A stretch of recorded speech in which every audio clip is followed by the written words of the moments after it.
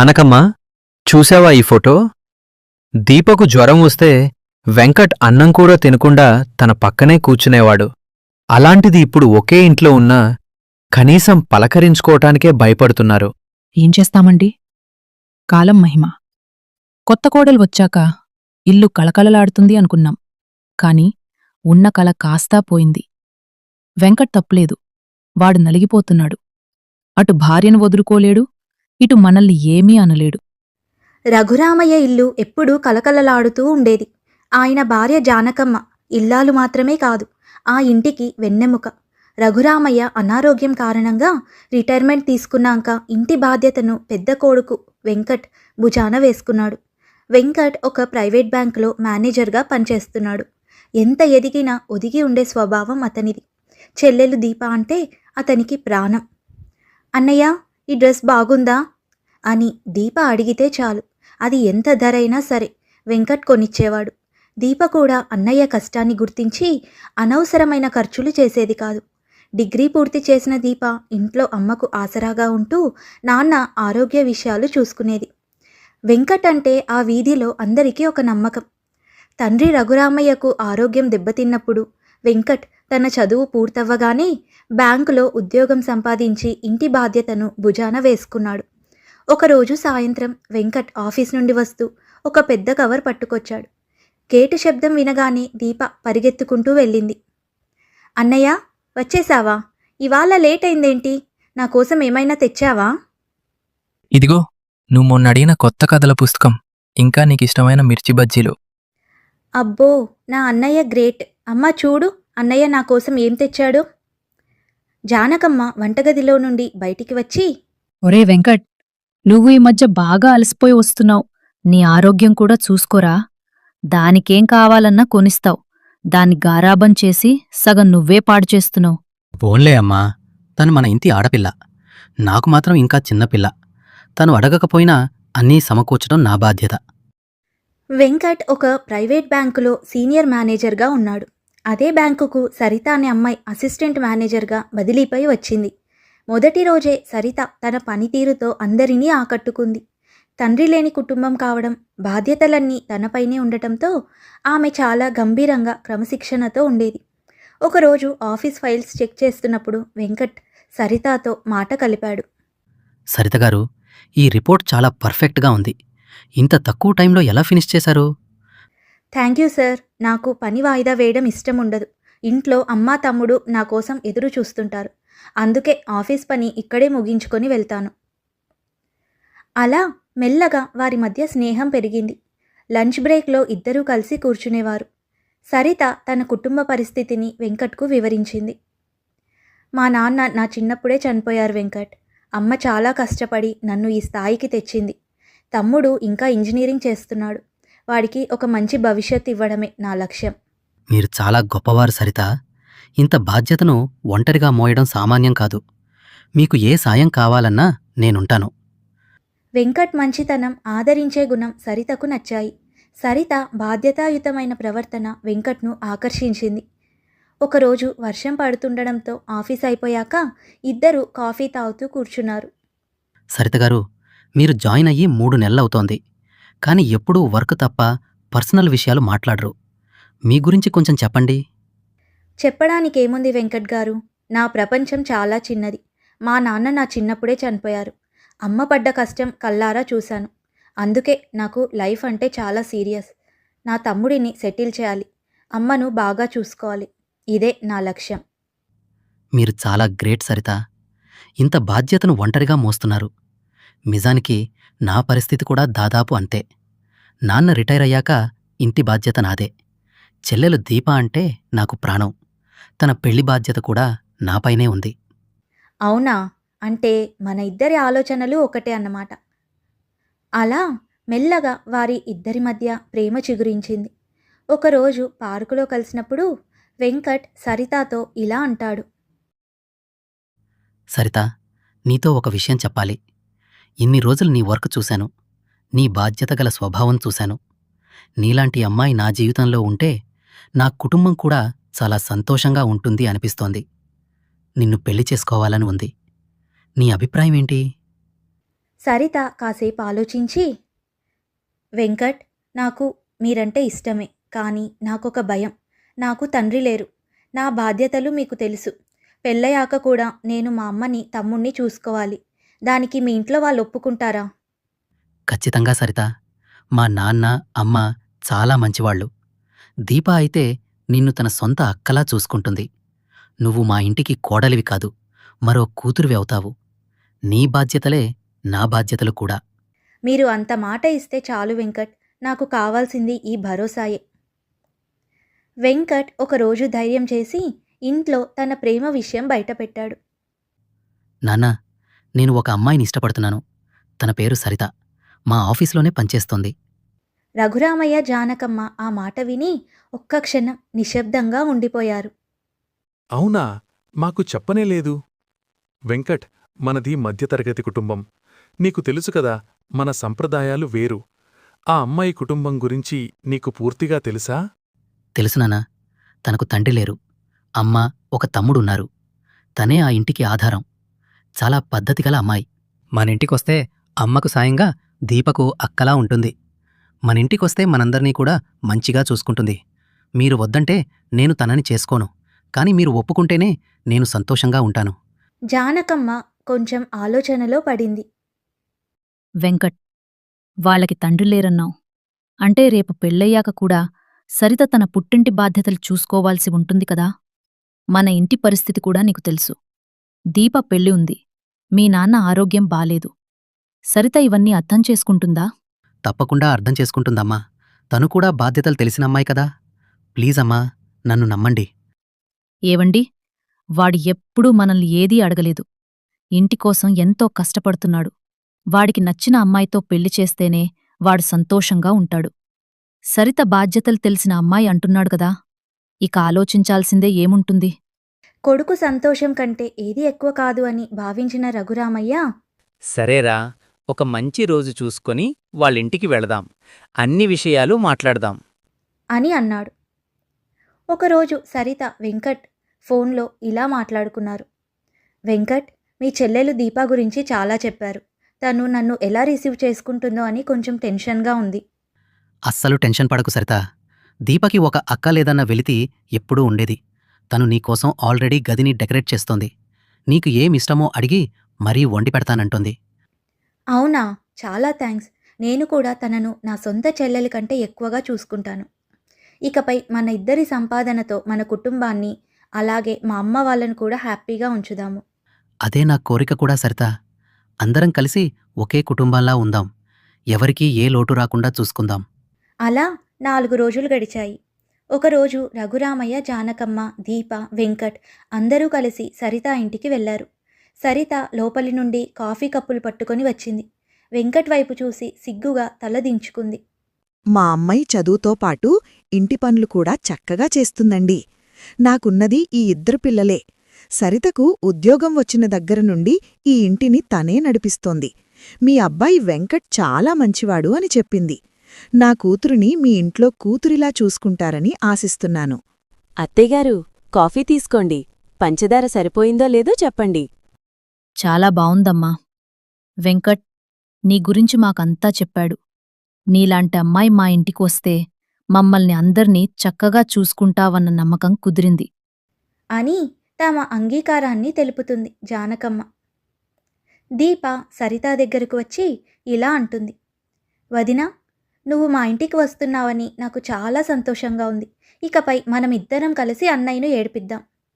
సరిత అప్పుడు నవ్వుతూ, ఖచ్చితంగా దీపా, ఇకపై నిన్ను కూడా నా సొంత చెల్లిలా చూసుకుంటాను అని మాట ఇచ్చింది. కానీ ఆ మాటల వెనుక ఉన్న అసలు ఉద్దేశం వేరని అప్పుడు ఎవరూ గ్రహించలేకపోయారు. అలా కొన్ని రోజులు గడిచాయి. వెంకట్ ఇంట్లో పెళ్లి సందడి మొదలైంది. దీప పెళ్లి పనుల్లో మునిగిపోయింది. అన్నయ్య పెళ్లికి తనే అన్ని దగ్గరుండి చూసుకోవాలని ఆశపడింది. అన్నయ్య, నీ పెళ్లి డ్రెస్ నేనే సెలెక్ట్ చేస్తాను. నీకు బ్లూ కలర్ సూట్ అవుతుంది. సరే దీపా, నువ్వు ఏది చెప్తే అదే. నీకు కూడా మంచి పట్టుటులంగా కొందాం. నా పెళ్లిలో నా చెల్లెలు అందరికంటే అందంగా ఉండాలి. ఆ సమయంలో రఘురామయ్య కుర్చీలో కూర్చొని వీళ్లను చూస్తూ చాలా మురిసిపోయేవాడు. జానకి, చూశావా? పిల్లలిద్దరూ ఎలా సంతోషంగా ఉన్నారో. రేపు కోడలు వచ్చాక కూడా ఇదే అన్యోన్యత ఉండాలి. అప్పుడే మన ఇల్లు నందనవనమవుతుంది. ఖచ్చితంగా ఉంటుందండి. సరిత చాలా బుద్ధిమంతురాల్లా అనిపిస్తోంది. మనందర్నీ బాగా చూసుకుంటుంది అనే నమ్మకం నాకుంది. ఒకరోజు సరిత తన స్నేహితురాల్ని కలవడానికి వెళ్తుంది. తన స్నేహితురాలు సుమ సరితతో ఇలా అంటుంది. సరిత, పెళ్ళయ్యాక వెంకట్ ఫ్యామిలీతో అందరితో కలిసి ఉండడం నీకు ఇబ్బంది అనిపించదా? చూడు సుమా, వెంకట్ చాలా మంచోడు, మంచి జీతం కూడా ఉంది. ముందు బాగానే ఉండాలి. పెళ్ళయ్యాక మెల్లగా నా దారిలోకి తెచ్చుకుంటాను. వెంకట్కి నా మీద ఉన్న ప్రేమను వాడుకొని ఆ ఇంటి మీద నా కంట్రోల్ తెచ్చుకోవాలి. ముఖ్యంగా ఆ దీప. దానికి వెంకట్ ఇచ్చే ఇంపార్టెన్స్ తగ్గించాలి. అప్పుడే ఆ ఇంట్లో నా పెత్తనం సాగుతుంది. నా తమ్ముడి భవిష్యత్తు కోసం వెంకట్ సంపాదన వాడాలి అంటే ఆ ఇంట్లో మిగిలిన వాళ్ళ ఖర్చులు తగ్గించాలి. చూస్తూ ఉండు, పెళ్ళయ్యాక సీన్ మొత్తం మారుస్తాను. కానీ సరిత, వాళ్ళు చాలా మంచి వాళ్ళలా ఉన్నారు కదే. మంచితనం ఉండొచ్చే, కానీ అధికారం నా చేతుల్లోనే ఉండాలి. పెళ్ళిదాకా అందరితో బాగానే ఉంటాను. ఆ తర్వాత అస్సలు సినిమా చూపిస్తాను. పెళ్లికి ముందు వెంకట్ ఎంతో అమాయకంగా సరితను నమ్మగా, సరిత మాత్రం తన స్వార్థం కోసం ఆ బంధాన్ని ఒక మెట్టుగా వాడుకోవాలని ప్లాన్ చేసుకుంది. వెంకట్కు సరితతో పెళ్లి నిశ్చయమైనప్పుడు దీప ఆనందానికి అవధులు లేవు. వెంకట్ సరితాల వివాహం అంగరంగ వైభవంగా జరిగింది. కొత్త కోడలిగా సరిత ఇంట్లోకి అడుగుపెట్టింది. మొదటి 2 రోజులు అందరితో నవ్వుతూ మాట్లాడింది. కానీ 3వ రోజు నుండే తన అధికారం రుచి చూపించడం మొదలుపెట్టింది. ఒకరోజు ఉదయం జానకమ్మ కాఫీ తీసుకొని సరిత గది దగ్గరకు వచ్చింది. అమ్మా సలితా, కాఫీ తెచ్చాను, తావుదూగాన్రా. సరిత చిరాగ్గా తలుపు తీసి, అత్తయ్య గారు, నేను చెప్పాను కదా, నాకు ఇంత పొద్దున్నే నిద్ర లేచే అలవాటు లేదు. మీరు పొద్దున్నే వచ్చి తలుపు తడితే నాకు నిద్ర అంతా డిస్టర్బ్ అవుతుంది. ఇకపై కాఫీ పేరుతో నన్ను పొద్దున్నే లేపకండి. నేనే లేచాక కాఫీ పెట్టుకుంటాను. సరిత అన్న మాటలకు జానకమ్మ ఒక్క క్షణం నిశ్శబ్దంగా ఉండిపోయింది. మళ్ళీ మనసులో ఇలా అనుకుంది. ఫోన్లే కొత్తగా వచ్చింది కదా, అలవాట్లు మారడానికి టైం పడుతుంది అని తనలో తాను సర్ది చెప్పుకుంది. ఒకరోజు సాయంత్రం వెంకట్ బయటికి వెళ్ళి వస్తూ దీపకు ఇష్టమైన బాదుషా స్వీట్స్ కొన్నాడు. సరిత ముఖం మార్చుకొని, ఏంటండి ఇది, రోజు తన కోసమేనా? నా కోసం ఒక్కరోజైనా నాకిష్టమైనవి కావాలానైనా అడిగారా అని నిలదీసింది. వెంకట్ ఆశ్చర్యపోయి, సరిత, తను చిన్నపిల్ల కదా అని తెచ్చాను. నీకేం కావాలో చెప్పు, రేపు పక్కాగా తెస్తాను అన్నాడు సర్ది చెబుతూ. చిన్నపిల్ల ఏంటండి, డిగ్రీ అయిపోయింది. ఈ ఇంట్లో నాకు కూడా ఒక స్థానం ఉంది, అది మర్చిపోకండి అని విసురుగా గదిలోకి వెళ్ళిపోయింది. ఇంట్లో అందరూ కలిసి భోజనం చేస్తుంటే తను మాత్రం తన గదిలోనే ఉండేది. ఎవరైనా చుట్టాలు వస్తే హలో అని చెప్పి మళ్ళీ గదిలోకి వెళ్ళిపోయి తలుపు పెట్టేసుకునేది. జానకమ్మ మొదట్లో అనుకునేది, పోనీలే, కొత్తగా వచ్చింది కదా, అలవాటు పడడానికి సమయం పడుతుంది అని. కానీ సరిత అలవాటు పడటం కాదు, అందరినీ విడదీయడం మొదలుపెట్టింది. ఆమె ఇంటి పనిలో ఒక్క అడుగు కూడా వేసేది కాదు. రోజూ ఉదయం నిద్ర లేవడం, ఆఫీస్కి తయారవ్వడం, ఆఫీస్కి వెళ్ళడం, తిరిగి ఇంటికి వచ్చాక తన గదిలో తను కూర్చునేది. శని ఆదివారాలు వస్తే మా పుట్టింట్లో పని ఉంది అనో, ఫ్రెండ్స్తో షాపింగ్ ఉంది అనో చెప్పి వెళ్ళిపోయేది. పాపం జానకమ్మ దీప కలిసి వంట చేయటం, ఇంటిని శుభ్రం చేయటం అన్నీ చేసుకునేవారు. అలా కొన్ని రోజులు గడిచాయి. ఒక ఆదివారం వెంకట్ సరిత బజారుకు వెళ్లారు. అక్కడ ఒక షోరూంలో దీపాకు బాగుంటుందని ఒక ఖరీదైన పట్టుచీర చూశాడు వెంకట్. సరిత, చూడు, ఇది దీపకు బావుంటుంది కదా. దీపాకు పెళ్లి సంబంధాలు చూస్తున్నాం కదా, ఫోటోలకి బావుంటుంది కదా అని అన్నాడు. సరిత వెంటనే అడ్డుపడి, ఇప్పుడెందుకండి, ఏం అవసరం లేదు, మొన్ననే కదా ఒక డ్రెస్ కొన్నారు, ఇంత రేటు పెట్టి తనకు మళ్ళీ కొండం ఎందుకు? ఆ డబ్బులతో నాకు ఒక మంచి హ్యాండ్ బ్యాగ్ వస్తుంది, ఆఫీస్కి వెళ్ళడానికి కూడా నాకు ఉపయోగపడుతుంది అని తేల్చి చెప్పింది. వెంకట్ మారు మాట్లాడలేకపోయాడు. అదే సరిత తన తమ్ముడికో తన తల్లికో కొనాలంటే మాత్రం బ్రాండెడ్ వస్తువులే కావాలనేది. తన పుట్టింటికి వెళ్ళేటప్పుడు బ్యాగుల నిండా వస్తువులు తీసుకెళ్లేది. ఇదంతా గమనిస్తున్న జానకమ్మ మనసులోనే కుమిలిపోయేది. కొడుకుని ఏమన్నా అంటే ఎక్కడ సంసారం పాడవుతుందో అన్న భయం ఆమెది. క్రమంగా ఇంట్లో మనుషుల మధ్య సంభాషణలు తగ్గిపోయాయి. వెంకట్ కూడా సరిత పోరుపడలేక దీపాతో మాట్లాడటం తగ్గించేశాడు. ఒకప్పుడు అన్నయ్య రాగానే ఎదురెళ్ళి కబుర్లు చెప్పే దీప ఇప్పుడు అన్నయ్య కనిపిస్తే చాలు గదిలోకి వెళ్ళిపోవడం మొదలుపెట్టింది. ఇదిలా ఉండగా ఇంట్లో సరిత ఒక కొత్త నియమం పెట్టింది. వీకెండ్ వచ్చిందంటే బయటికి వెళ్ళాలి. మీ అమ్మా నాన్నలు చెల్లి వస్తానంటే వాళ్ళకు విడిగా కార్ బుక్ చేయండి, మనం మాత్రం విడిగా వెళ్దాం, నాకు ప్రైవసీ కావాలి అని అనేది. వెంకట్ గత్యంతరం లేక భార్య మాట వినేవాడు. జానకమ్మ రఘురామయ్యలు మేము రాములే నాయనా, మీరే వెళ్ళిరండి అని కన్నీళ్లు దాచుకొని పంపేవారు. అలా సంవత్సరం గడిచింది. వెంకట్ సరితాల పెళ్లిరోజు వచ్చింది. జానకమ్మ సరితాతో ఇలా అంటుంది. సరితా, ఇవాళ మీ పెళ్లిరోజు కదా, తలంటు పోసుకుని ఈ కొత్త చీర కట్టుకోమా. నేను దీపా కలిసి అరిసెలు వండాము, వచ్చి తిందురుగాని. సరిత చిరాగ్గా ఇలా అంటుంది. చూడండి అత్తయ్య గారు, ఆ నూనె వాసనలు నాకు అస్సలు పడదు. నా గది అంతా అదే వాసన వస్తుంది. ఈ పాత పద్ధతులు అరిసెలు నాకు నచ్చవు. వెంకట్ని అడిగాను మధ్యాహ్నం ఏదైనా మంచి హోటల్కి వెళ్ళి తిందామని. సరే అన్నాడు. వదినా, అన్నయ్యకి అమ్మ చేసిన అరిసెలంటే ఇష్టం కదా, నువ్వు కూడా ఒక్క ముక్క తింటే అమ్మ సంతోషిస్తుంది. సరిత దీప వైపు కోపంగా చూస్తూ, నీ సలహాలు ఎవరు అడిగారు దీపా? నీ అన్నయ్యకి ఏమిష్టమో నాకు బాగా తెలుసు. ఆయనకి నా ఇష్టమే తన ఇష్టం కూడా. నువ్వు వెళ్ళి నీ పనులు చూసుకో, అనవసరంగా మా విషయాల్లో తలదూర్చకు అని అంటుండగా అంతలో వెంకట్ అక్కడికి వచ్చాడు. వెంకట్ అక్కడికి రావడం చూసి సరిత వెంటనే ప్లేట్ మార్చేసింది. చూసారా అండి, మీ అమ్మ నన్ను ఎన్ని మాటలు అంటుందో. నేను మన పెళ్లి రోజు కూడా ఏదో ఒక గొడవ చేస్తున్నానని నా మీద నిందలు వేస్తోంది. నాకు ఈ ఇంట్లో అస్సలు గౌరవం అనేదే లేదు. వెంకట్ నిస్సహాయంగా, అమ్మా, ఎందుకు తనని ఏదో ఒకటి అంటావు? తనకి నచ్చినట్టు ఉండనివ్వు అని అనడంతో జానకమ్మ కళ్ళు చెమర్చాయి. ఒక్క మాట కూడా మాట్లాడకుండా వంటగదిలోకి వెళ్ళిపోయింది. నిట్టూరుస్తూ దేవుడి పట్టం ముందు కూర్చుంది. ఒకరోజు ఆదివారం ఉదయం జానకమ్మ ఇల్లు తుడుస్తోంది. సరిత సోఫాలో కూర్చొని ఫోన్ చూసుకుంటుంది. అమ్మా సరితా, కొంచెం మేడమీదికి వెళ్ళి ఆ బట్టలు ఆరేస్తావా? నాకు మోకాళ్ళు నొప్పిగా ఉంది. అత్తయ్య గారు, నేను ఇంటికి పని మనిషిగా రాలేదండి. నా పని నేను చూసుకుంటున్నాను. మీకు కష్టమైతే పని మనిషిని పెట్టమని మీ అబ్బాయికి చెప్పండి అని అత్తపై విసురుకుంటుంది సరిత. అంతలో వెంకట్ బయటికి వచ్చాడు. ఏమైంది సరిత? ఎందుకంత గట్టిగా మాట్లాడుతున్నావు? నువ్వు ఇందాక అమ్మనన్న మాటలు విన్నాను. ఆవిడికి ఒంట్లో బాలేదు కదా, ఇంటి పనుల్లో కొంచెం ఆసరాగా ఉండలేవా? నేను ఆసరాగా ఉండడానికి ఇక్కడికి వచ్చింది. మీ అమ్మ చెల్లి కలిసి నన్ను పని మనిషిని చేయాలని చూస్తున్నారు.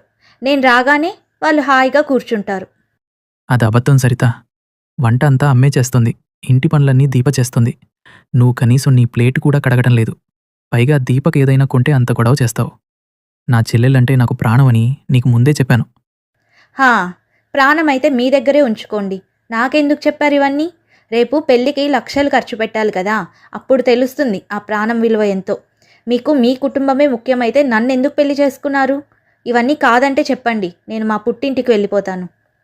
వెంకట్ నిస్సహాయంగా, ప్రతిదానికి పుట్టిల్లు అని బెదిరించకు సరిత. నేనందర్నీ కలుపుకుపోవాలని చూస్తున్నాను. కలుపుకోవడం అంటే నా ఇష్టాలన్నీ చంపుకోవడం కాదు. నేను ఇలాగే ఉంటాను అని చెప్పి విసుగ్గా గదిలోకి వెళ్ళిపోతుంది సరిత. అలా కొన్ని రోజులు గడిచాయి. ఒకరోజు రఘురామయ్య హాల్లో కూర్చొని పాత ఫోటో ఆల్బమ్ చూస్తూ ఉన్నాడు. అందులో చిన్నపటి వెంకట్ దీపాల ఫోటో ఉంది. అది చూసి ఆయన కళ్ళల్లో నీళ్లు తిరిగాయి. జానకమ్మా, చూసావా ఈ ఫోటో? దీపకు జ్వరం వస్తే వెంకట్ అన్నం కూడా తినకుండా తన పక్కనే కూర్చునేవాడు. అలాంటిదిప్పుడు ఒకే ఇంట్లో ఉన్నా కనీసం పలకరించుకోటానికే భయపడుతున్నారు. ఏం చేస్తామండి, కాలం మహిమ. కొత్త కోడలు వచ్చాక ఇల్లు కళకళ్లాడుతుంది అనుకున్నాం. కాని ఉన్న కళ కాస్తా పోయింది. వెంకట్ తప్పులేదు, వాడు నలిగిపోతున్నాడు. అటు భార్యను వదులుకోలేడు, ఇటు మనల్ని ఏమీ అనలేడు. నేను రిటైర్ అయ్యాక మనం వాడికి భారం అయిపోయామా అని అనిపిస్తుంది జానకి. వాడు సంపాదించే జీతం వాడి ఇష్టప్రకారం ఖర్చు పెట్టే అధికారం కూడా వాడికి లేకుండా పోపోయింది. నాన్న అని కూడా చూడకుండా సరిత నా ముందే వాడిని అరుస్తుంటే ప్రాణం విలవిలలాడుతోంది. అదే కదండి, ఇక ముందు ముందే ఎలా ఉంటుందో. దీపకు పెళ్లి సంబంధాలు చూడ్డం మొదలుపెట్టాం. ఆ పిల్ల నోరు తెరిచి ఒక్క వస్తువు అరగదు. అడిగితే వదిని ఏమంటుందో అని భయం. మనం మౌనంగా ఉండటమే వెంకట్కి మనం చేసే సహాయమేమో అని అనిపిస్తోంది. అని అనుకొని బాధపడతారు జానకమ్మ రఘురామయ్యలు. ఒకరోజు సరిత వెంకట్తో ఇలా అంటుంది, ఏవండి, ఇవాళ మనం సినిమాకు వెళ్తున్నాం కదా, టికెట్స్ బుక్ చేశారా? చేశాను. నాన్నగారిని, అమ్మని, దీపని కూడా రమ్మని అడిగాను. వాళ్ళు వస్తారు. వెంకట్, ఇదే నాకు నచ్చంది. మనం ఇద్దరమే వెళ్ళాలి అంటే అందరికీ ఎందుకు బుక్ చేశావు? వాళ్ళకి కావాలంటే విడిగా బుక్ చేయి, డ్రైవర్ని పిలిపించు. మన కారులో నలుగురు కూర్చుంటే నాకు ప్రైవసీ ఎక్కడుంటుంది? సినిమా హాల్లో కూడా పక్కన మీ చెల్లెలు కూర్చుంటే మీతో నేనేం మాట్లాడగలను? సరిత, వాళ్ళు మన కుటుంబం. విడిగా పంపటం ఏంటి? కుటుంబం అంటే భార్యాభర్తలే, మిగిలిన వాళ్ళంతా బాధ్యతలు మాత్రమే. మీరే డిసైడ్ చేసుకోండి, నేను రావాలా లేక వాళ్ళు రావాలా అని అనడంతో వెంకట్ తలదించుకున్నాడు. ఇదంతా విన్న రఘురామయ్య గారు గట్టిగా అన్నారు, వెంకట్, మాకు సినిమా వద్దులేరా, మా కొంట్లో బాలేదు, మీరు వెళ్ళండి అని. ఆ మాట వినగానే సరితా ముఖంలో గెలుపు నవ్వు కనిపించింది. ఒకరోజు సాయంత్రం వెంకట్ బయటికి వెళ్ళి అలసిపోయి వచ్చాడు. సరిత హాల్లో కూర్చొని వాళ్ళమ్మతో ఫోన్లో మాట్లాడుతుంది. అవునమ్మా, వెంకట్కు నాకు ఈ నెల బోనస్ వచ్చింది. రేపు మనం వెళ్ళి నీకు ఆ బంగారు గాజులు చేయిద్దాం. ఇక్కడెవరికీ తెలీదులే, నేను ఏదో ఒకటి చెప్పి మేనేజ్ చేస్తాను అని సరిత మాట్లాడుతుంటే అది విన్న వెంకట్ మనసు చివుక్కుమంది. తన తండ్రికి మందుల కోసం, దీప పెళ్లి కోసం తను రూపాయి దాచుకుంటుంటే సరిత తనకు తెలియకుండా తన ఇంట్లో వాళ్ళ కోసం అనవసర ఖర్చు చేస్తోందని అర్థమైంది వెంకట్కు. సరిత, బోనస్ డబ్బులు మీ అమ్మకి గాజులు చేయించడానికి వాడుతున్నావా? నాన్నకి ఆపరేషన్ చేయించాలని నీకు తెలుసు కదా. అయితే ఏంటండి, మా అమ్మకి నేను కాకపోతే ఇంకెవరు చేయిస్తారు? మీ నాన్నకి ఆపరేషన్ అంటే గవర్నమెంట్ హాస్పిటల్ ఉంది కదా, అక్కడ చేయించొచ్చు.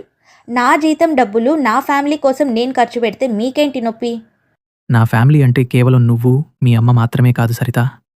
నా తల్లిదండ్రులు, నా చెల్లి కూడా నా ఫ్యామిలీనే. అది పెళ్ళికి ముందు వెంకట్, పెళ్ళయ్యాక నేనే నీ సర్వస్వం. మీకు అది అర్థం కాకపోతే చెప్పండి, నాకు ఇక్కడ ఉండాల్సిన అవసరం లేదు. నేను నా పుట్టింటికి వెళ్ళిపోతాను, అక్కడే ఉంటాను. అలా ఎప్పటిలాగే పుట్టిల్లు అనే ఆయుధంతో వెంకట్ నోరు నొక్కేసింది సరిత. అలా కొన్నాళ్ళు గడిచాయి. కొంతకాలం తర్వాత దీపకు హరీష్ అనే సాఫ్ట్వేర్ ఇంజనీర్తో పెళ్లి కుదిరింది. పెళ్లి పనుల్లో సరిత అస్సలు చేయి వేయలేదు. కానీ చుట్టాలు రాగానే, అయ్యో అది అక్కడ పెట్టండి, ఇది ఇక్కడ పెట్టండి అంటూ హడావిడి పెత్తనం చెలాయించింది. అందరి ముందు తనే పెళ్లి పెద్దలా ఫోజులు కొట్టింది. కన్యాదానం సమయంలో దీప ఏడుస్తుంటే అందరూ అది పుట్టిల్లు వదులుతున్న బాధ అని అనుకున్నారు. కానీ ఆ ఏడుపులో తన అన్నయ్యకు తను దూరం అయిపోతున్నానన్న ఆవేదన కూడా ఉంది. ఆ పెళ్లి ఖర్చుల విషయంలో కూడా సరిత ఎన్నో గొడవలు చేసింది. దీప అత్తగారింటికి వెళ్లే ముందు అన్నయ్య దగ్గరకు వెళ్ళింది. వెళ్తున్నా అన్నయ్య. వెంకట్ ఆమె కళ్ళల్లోకి చూడలేకపోయాడు. జాగ్రత్తమ్మా, ఏ అవసరమన్నా నాకు ఫోన్ చేయి అని అన్నాడు. అంతలో సరిత ఇలా అంటుంది, అవసరాలేముంటాయిలేండి, అత్తగారింట్లో అన్నీ వాళ్ళే చూసుకుంటారు, ఇకనైనా మీరు ప్రశాంతంగా ఉండండి అని వెటకారంగా అంటుంది సరిత. దీప భయంగానే అత్తగారింట్లో అడుగుపెట్టింది. అక్కడ వదిన నన్ను ఏడిపించింది, ఇక్కడ అత్తగారు ఎలా ఉంటారో, ఆడపడుచులు ఇంకెలా ఉంటారో అని భయపడింది. మరుసటి రోజు ఉదయం దీప త్వరగా నిద్రలేచి వంటగదిలోకి వెళ్ళబోయింది. అంతలో దీప అత్తయ్య పార్వతమ్మ అక్కడికి వస్తుంది. ఏమ్మా దీపా, అప్పుడే ఎందుకు లేచావు? అలసటగా ఉంటుంది కదా, వెళ్ళి పడుకో. ఇక్కడ పనులు చేయడానికి మాత్రమే నువ్వు రాలేదు, నువ్వు మా ఇంటి కోడలివే కాదు, కూతురువి కూడా అని అంటుంది పార్వతమ్మ ఆప్యాయంగా. లేదత్తయ్యగారు, నాకు ఈ పనులన్నీ అలవాటే, నేను వంట చేస్తానివాళ. వద్దు తల్లి, నువ్వు ఈ ఇంటికి కోడలిగా మాత్రమే రాలేదు, నా పెద్ద కూతురు వెళ్ళిపోయాక ఆ స్థానాన్ని భర్తీ చేయడానికి వచ్చావు. వంట పని నేను చూసుకుంటాను, నువ్వెళ్ళి రెడీ అవ్వు, ఇవాళ గుడికి వెళ్దాం అని అంటుంది పార్వతమ్మ. దీప ఆశ్చర్యపోయింది. దీపా కళ్ళల్లో ఒక్కసారిగా నీళ్లు తిరిగాయి. తన పుట్టింట్లో తనకు దక్కని గౌరవం, అన్నయ్య దగ్గర కోల్పోయిన ప్రేమ ఇక్కడ అపరిచితుల మధ్య లభించడం ఆమెను కదిలించి వేసింది. ఏమ్మా దీపా, ఏంటలా ఉన్నావ్? ఏమాలోచిస్తున్నావు? మీ పుట్టిల్లు గుర్తొచ్చిందా? ఏం లేదు అత్తయ్య గారు, మా ఇంట్లో నేను ఎంత పని చేసినా వదిన విసుక్కునేది. మీరు మాత్రం నన్ను పని చేయనివ్వడం లేదు. అందుకే కొంచెం కొత్తగా ఉంది. అదేంటమ్మా అలా అంటావు? నువ్వు కోడలివి కాదు, మా ఇంటి మహాలక్ష్మివి. శృతి ఎలాగో నువ్వు మాకు అలాగే. నీకు ఏది కావాలన్నా మొహమాట పడకుండా అడుగు. నీ వదిన అలా ప్రవర్తించిందంటే అది తన తప్పు, నీది కాదు. నిజంగా అత్తయ్య గారు, నాకు ఇలాంటి కుటుంబం దొరుకుతుందని ఊహించలేదు. అన్నయ్య దగ్గర కోల్పోయిన ప్రేమ ఇక్కడ మళ్ళీ మీ అందరి దగ్గర దొరుకుతుంది అని దీప అంటూ ఉండగా అంతలో దీప ఆడపడుచు శృతి అక్కడికి వస్తుంది. అమ్మా, వదినా, మీ అత్త కోడళ్ళ సెంటిమెంట్ కాసేపు ఆపండి. వదినా, ఒక 2 డేస్ బాగా రెస్ట్ తీసుకోండి. వీకెండ్లో మనం షాపింగ్కి వెళ్దాం. మీకు ఏమేం కావాలో అన్నీ కొనుక్కుందాం. అన్నయ్య క్రెడిట్ కార్డ్ నా దగ్గరే ఉంది. అన్నయ్య ఆల్రెడీ పర్మిషన్ కూడా ఇచ్చేశాడు అని అంటుంది శృతి. శృతి, నాకు ఇవన్నీ అలవాట్లేదు. నీకు ఇబ్బంది ఏమీ లేదా నాతో రావటం? ఇబ్బంది ఏంటి వదినా, నువ్వు వస్తే మాకు కూడా బాగుంటుంది. మా వదిన చాలా గ్రేట్ అని నేను మా ఫ్రెండ్స్ అందరికి కూడా చెప్తాను. నువ్వు మాతో కలిసి ఉంటేనే మాకు సంతోషం. థ్యాంక్ యూ శృతి, నా మనసులో ఉన్న భయాలన్నీ పోగొట్టావు అని అనుకుంటుంది దీప. అప్పుడు దీపాకు అర్థమైంది, ఒకరికి ఇచ్చే గౌరవం, ప్రేమ మనల్ని తక్కువ చేయవని, అది మన సంస్కారాన్ని పెంచుతుందని. తన అన్నయ్య ఇంట్లో ప్రైవసీ అనే గోడల మధ్య బంధించబడిన ప్రేమ ఇక్కడ అన్యోన్యత అనే ఆకాశంలో స్వేచ్ఛగా విహరిస్తుంది. అలా 1 నెల రోజులు గడిచాయి. ఒకరోజు హరీష్ దీపాతో ఇలా అంటాడు. దీపా, ఇవాళ నా జీతం పడింది. ఇదిగో ఈ 10,000 నీ దగ్గర ఉంచుకో. నీకేవైనా చిన్న చిన్న అవసరాలు పడుతుంటాయి కదా. నాకేం అవసరాలుంటాయండి, నేనేం అడగలేదు కదా. అంతలో పార్వతమ్మ అక్కడికి వస్తుంది. అడగాల్సిన అవసరమేముందమ్మా? నీ చేతిలో డబ్బులుంటేనే ఇంటికి శుభం. నీకు ఏదైనా కొనాలనిపిస్తే ఎవ్వర్నీ అడగక్కర్లేదు, వెళ్ళి కొనుక్కో. కావాలంటే శృతిని కూడా తీసుకెళ్ళు. వీళ్ళ మాటలు వింటున్న శృతి అక్కడికి వస్తుంది. అవును వదినా, మొన్న నువ్వు ఆ షాపులో ఒక నల్లపూసల గొలుసు చూసావు కదా, నాకు గుర్తుంది. పద, ఇవాళ అది కొనేద్దాం. అన్నయ్య దగ్గర డబ్బులు లాగడంలో నేను ఎక్స్పర్ట్ అని అంటుంది శృతి. దీప కళ్ళల్లో ఆనంద బాష్పాలు రాలాయి. ఆమెకు తన వదిన సరిత అన్న మాటలు గుర్తొచ్చాయి. నీ అన్నయ్య సంపాదనలో నీకు ఎలాంటి వాటా ఉండదు అని అన్న మాటలు. కానీ ఇక్కడ పరాయి ఇంటి మనుషులు తనని ఎంతగా గౌరవిస్తున్నారో చూసి ఆమె మనసు నిండిపోయింది. దీప ఇప్పుడు చాలా సంతోషంగా ఉంది. ఆమెకు ఒక విషయం అర్థమైంది. రక్తం పంచుకు పుట్టినంత మాత్రాన అందరూ మనవాళ్ళు కారు. మన మనసును అర్థం చేసుకునేవారే నిజమైన బంధువులు. అటువైపు వెంకట్ ఇంట్లో సరిత తన అధికారాన్ని చెలాయిస్తూనే ఉంది. కానీ ఆ ఇంట్లో ఒకప్పటి ఆత్మీయత మచ్చుకైనా కనిపించడం లేదు. ప్రేమ ఉన్న చోట స్వర్గం ఉంటుంది. స్వార్థం ఉన్న చోట కేవలం గోడలు మాత్రమే ఉంటాయి. ఇది ఇవాల్టి కథ. అక్క, నేను ఒక విషయం అడగాలి, తప్పుగా అనుకోవు కదా? అడుగు గీత, మనలో మనకెందుకు దాపరికాలు అని అంది సరిత. అక్క, నువ్వు చేసే ప్రతి పనిని అత్తయ్య గారు, బావగారు ఒక్కటే విమర్శిస్తుంటారు. అది బాలేదు, ఇది బాలేదు అని వంకలు పెడుతూనే ఉంటారు. మళ్ళీ వాళ్ళు ఒక్క పనిలో కూడా నీకు సహాయం చేయరు. అత్తయ్య గారు రోజంతా ఖాళీగానే ఉంటారు కదా, కనీసం కూరగాయలు తరిగి ఇవ్వచ్చు కదా. ఒక పనిలో సహాయం చేయకపోగా వాళ్ళు అన్ని మాటలు అంటుంటే నీకేమి బాధ అనిపించదా అక్క? అది రఘురామయ్య ఇల్లు. ఆయన ఒక ప్రభుత్వ రిటైర్డ్ ఉద్యోగి. క్రమశిక్షణ, పద్ధతి అనే పదాలు ఆయన నోటి వెంబడి తరచూ వస్తూనే ఉంటాయి. ఆయన భార్య అనసూయమ్మ లక్ష్మీదేవి లాంటి రూపం ఉంటుంది, కానీ నోరు తెరిస్తే మాత్రం నిప్పులు కురుస్తాయి. ఎవరిని ఒక్క మాటలో మెచ్చుకోవడం ఆమె జీవితంలో లేదు. ఆ దంపతులకు 2 కొడుకులు. పెద్ద కొడుకు ప్రకాష్ బ్యాంకులో క్యాషియర్గా పనిచేస్తున్నాడు. చిన్న కొడుకు కళ్యాణ్ సాఫ్ట్వేర్ ఇంజనీర్. ప్రకాష్కు సరితతో వివాహమై 5 ఏళ్లు దాటింది.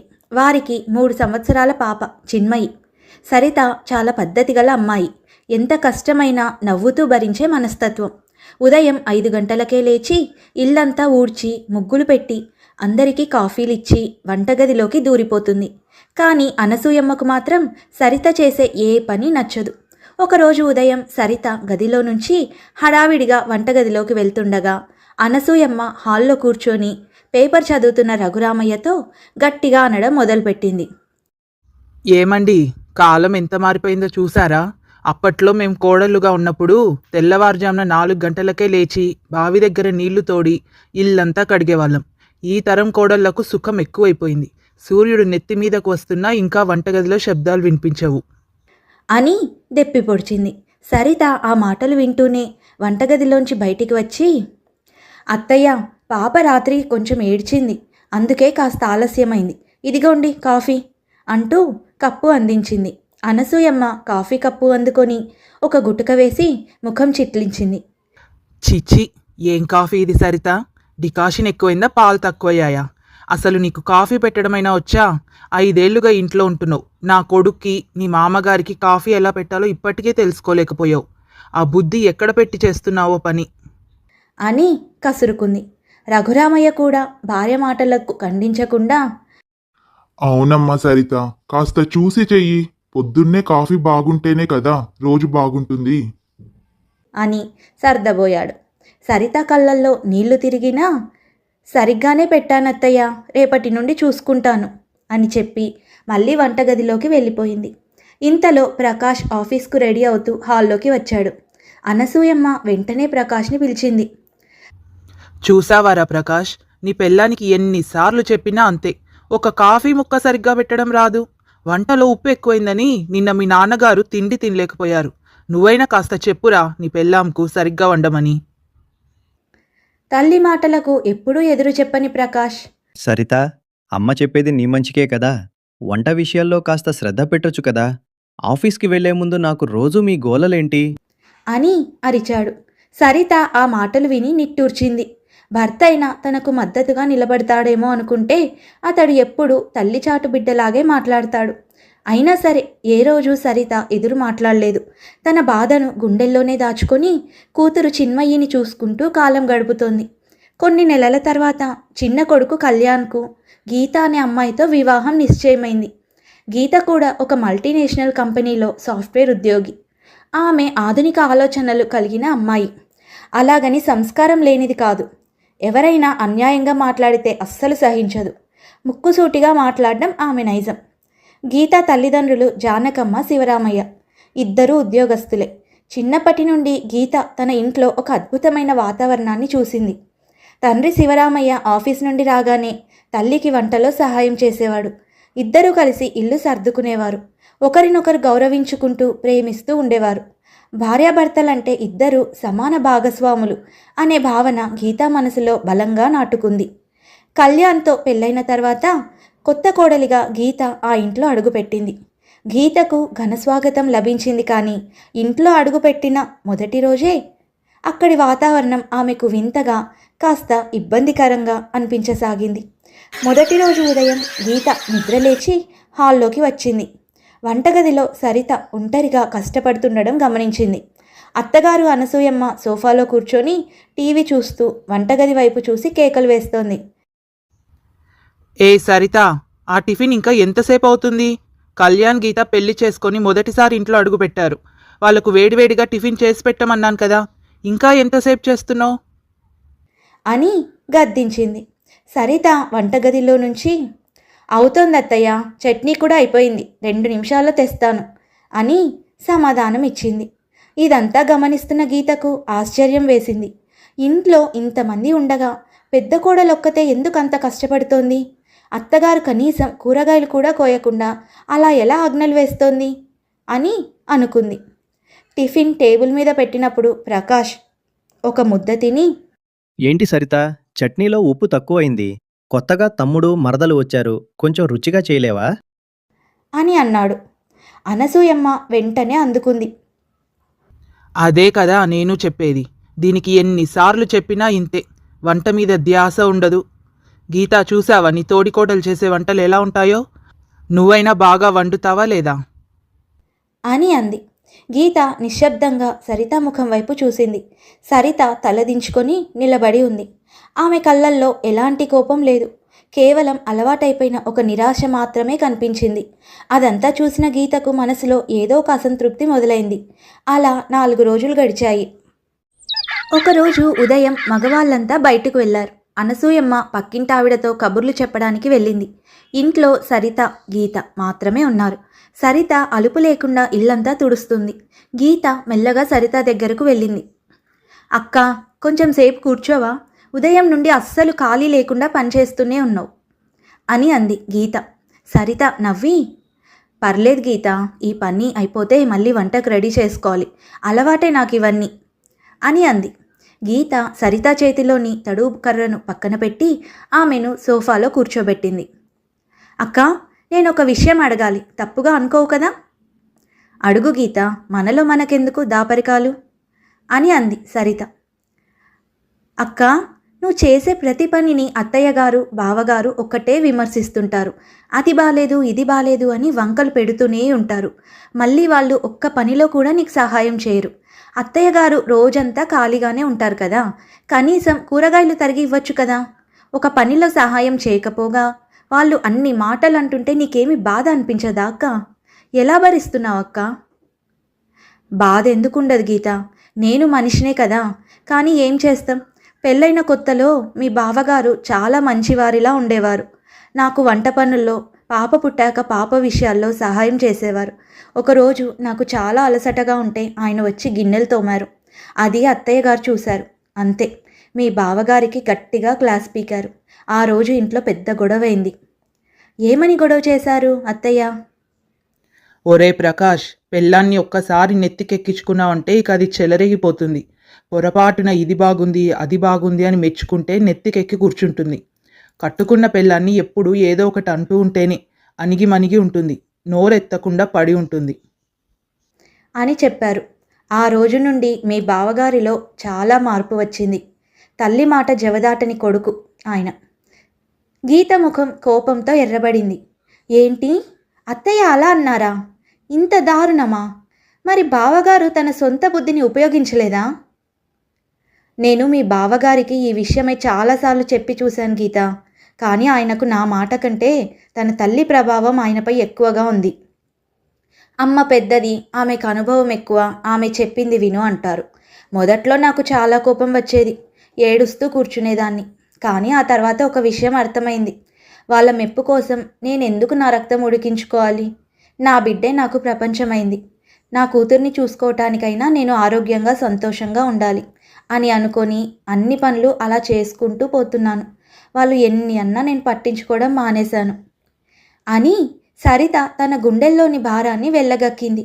గీత సరిత చేతులు పట్టుకొని, అక్క, నీ ఓర్పుకు దండం పెట్టాలి. కానీ ఇలా ఎంతకాలం?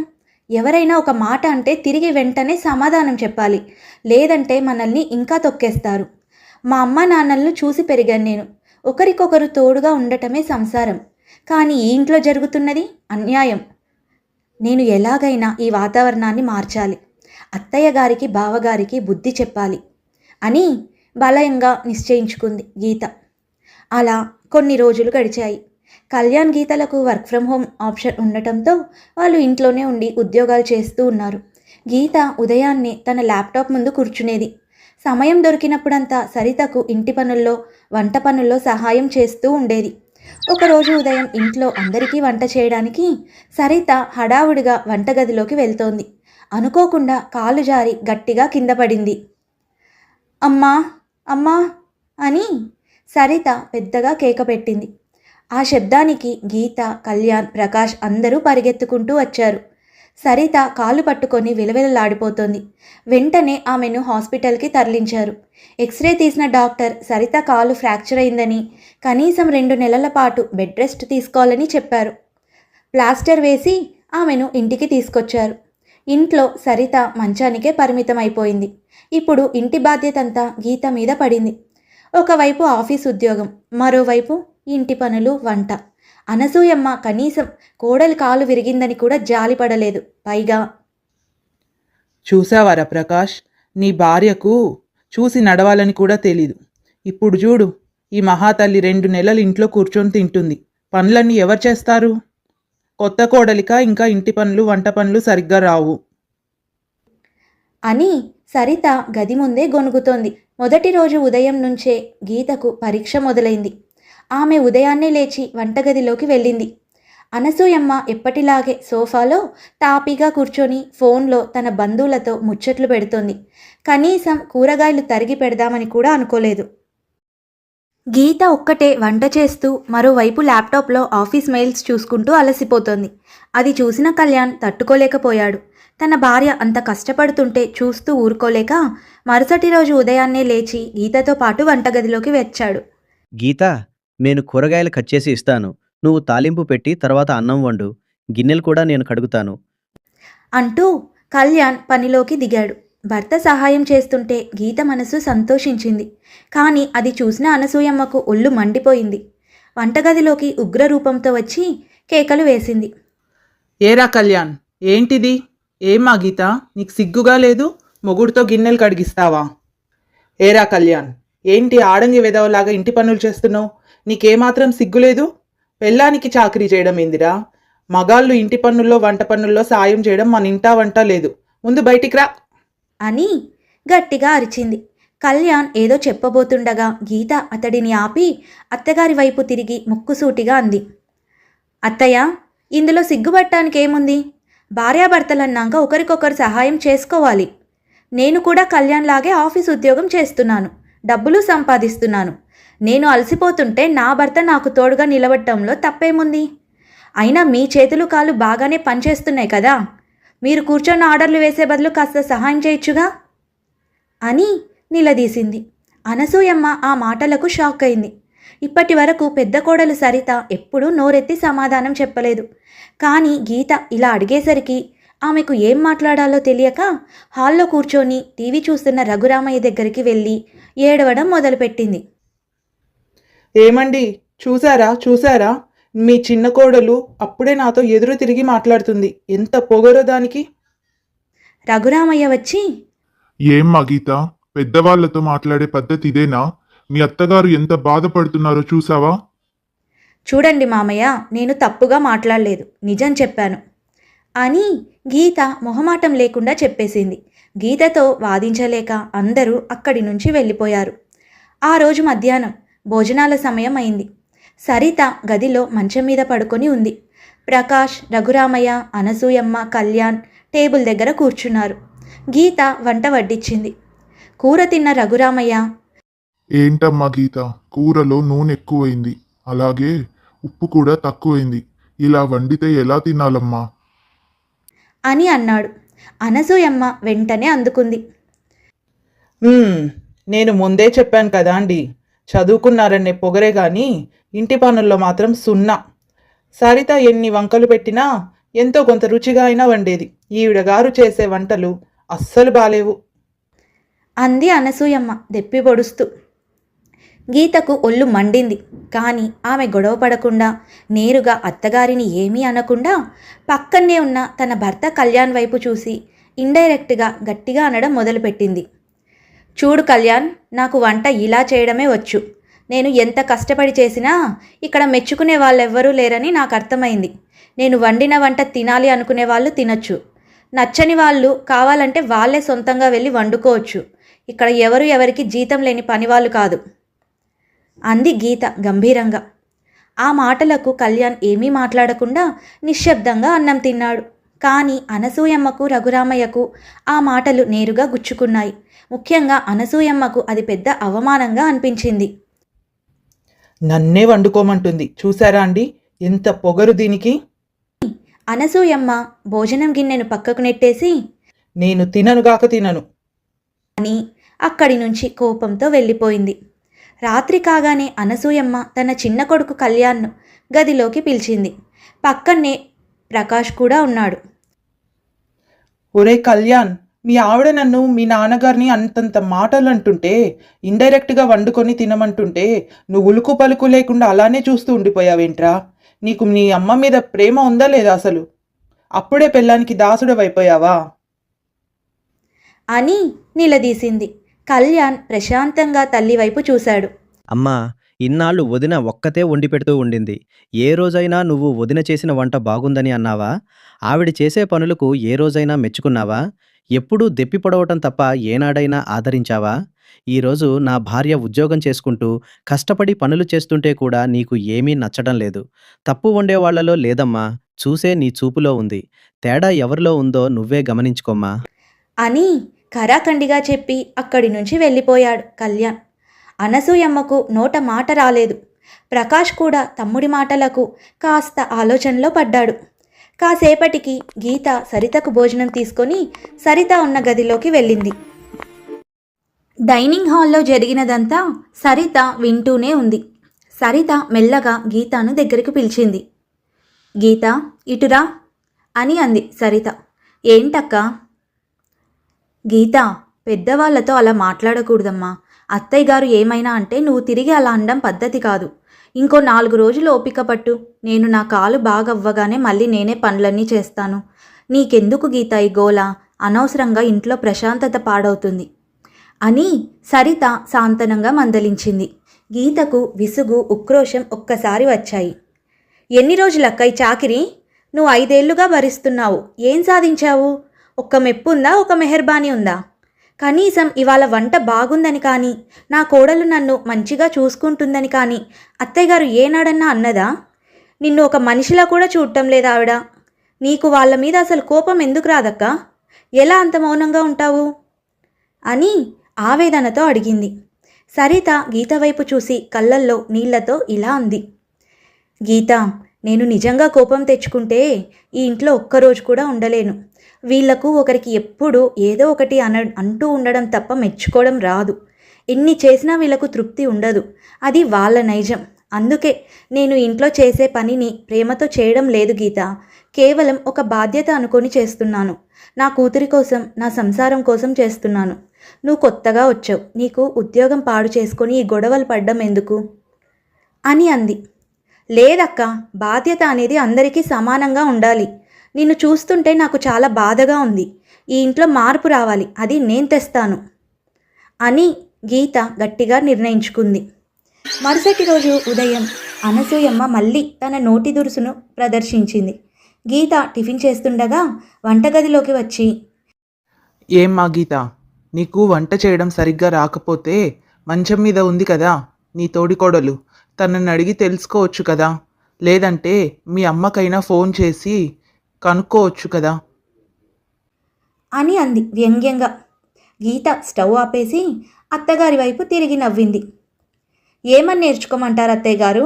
అక్క చేసే వంటలు కూడా మీకు బావగారికి ఏమాత్రం నచ్చట్లేదు కదా. రోజుకో వంక పెడుతూనే ఉంటారు. మరి ఆవిడ చేతి వంటలే మీకు నచ్చనప్పుడు మళ్ళీ నేను ఆవిడ దగ్గర వెళ్ళి ఏం నేర్చుకోమంటారు?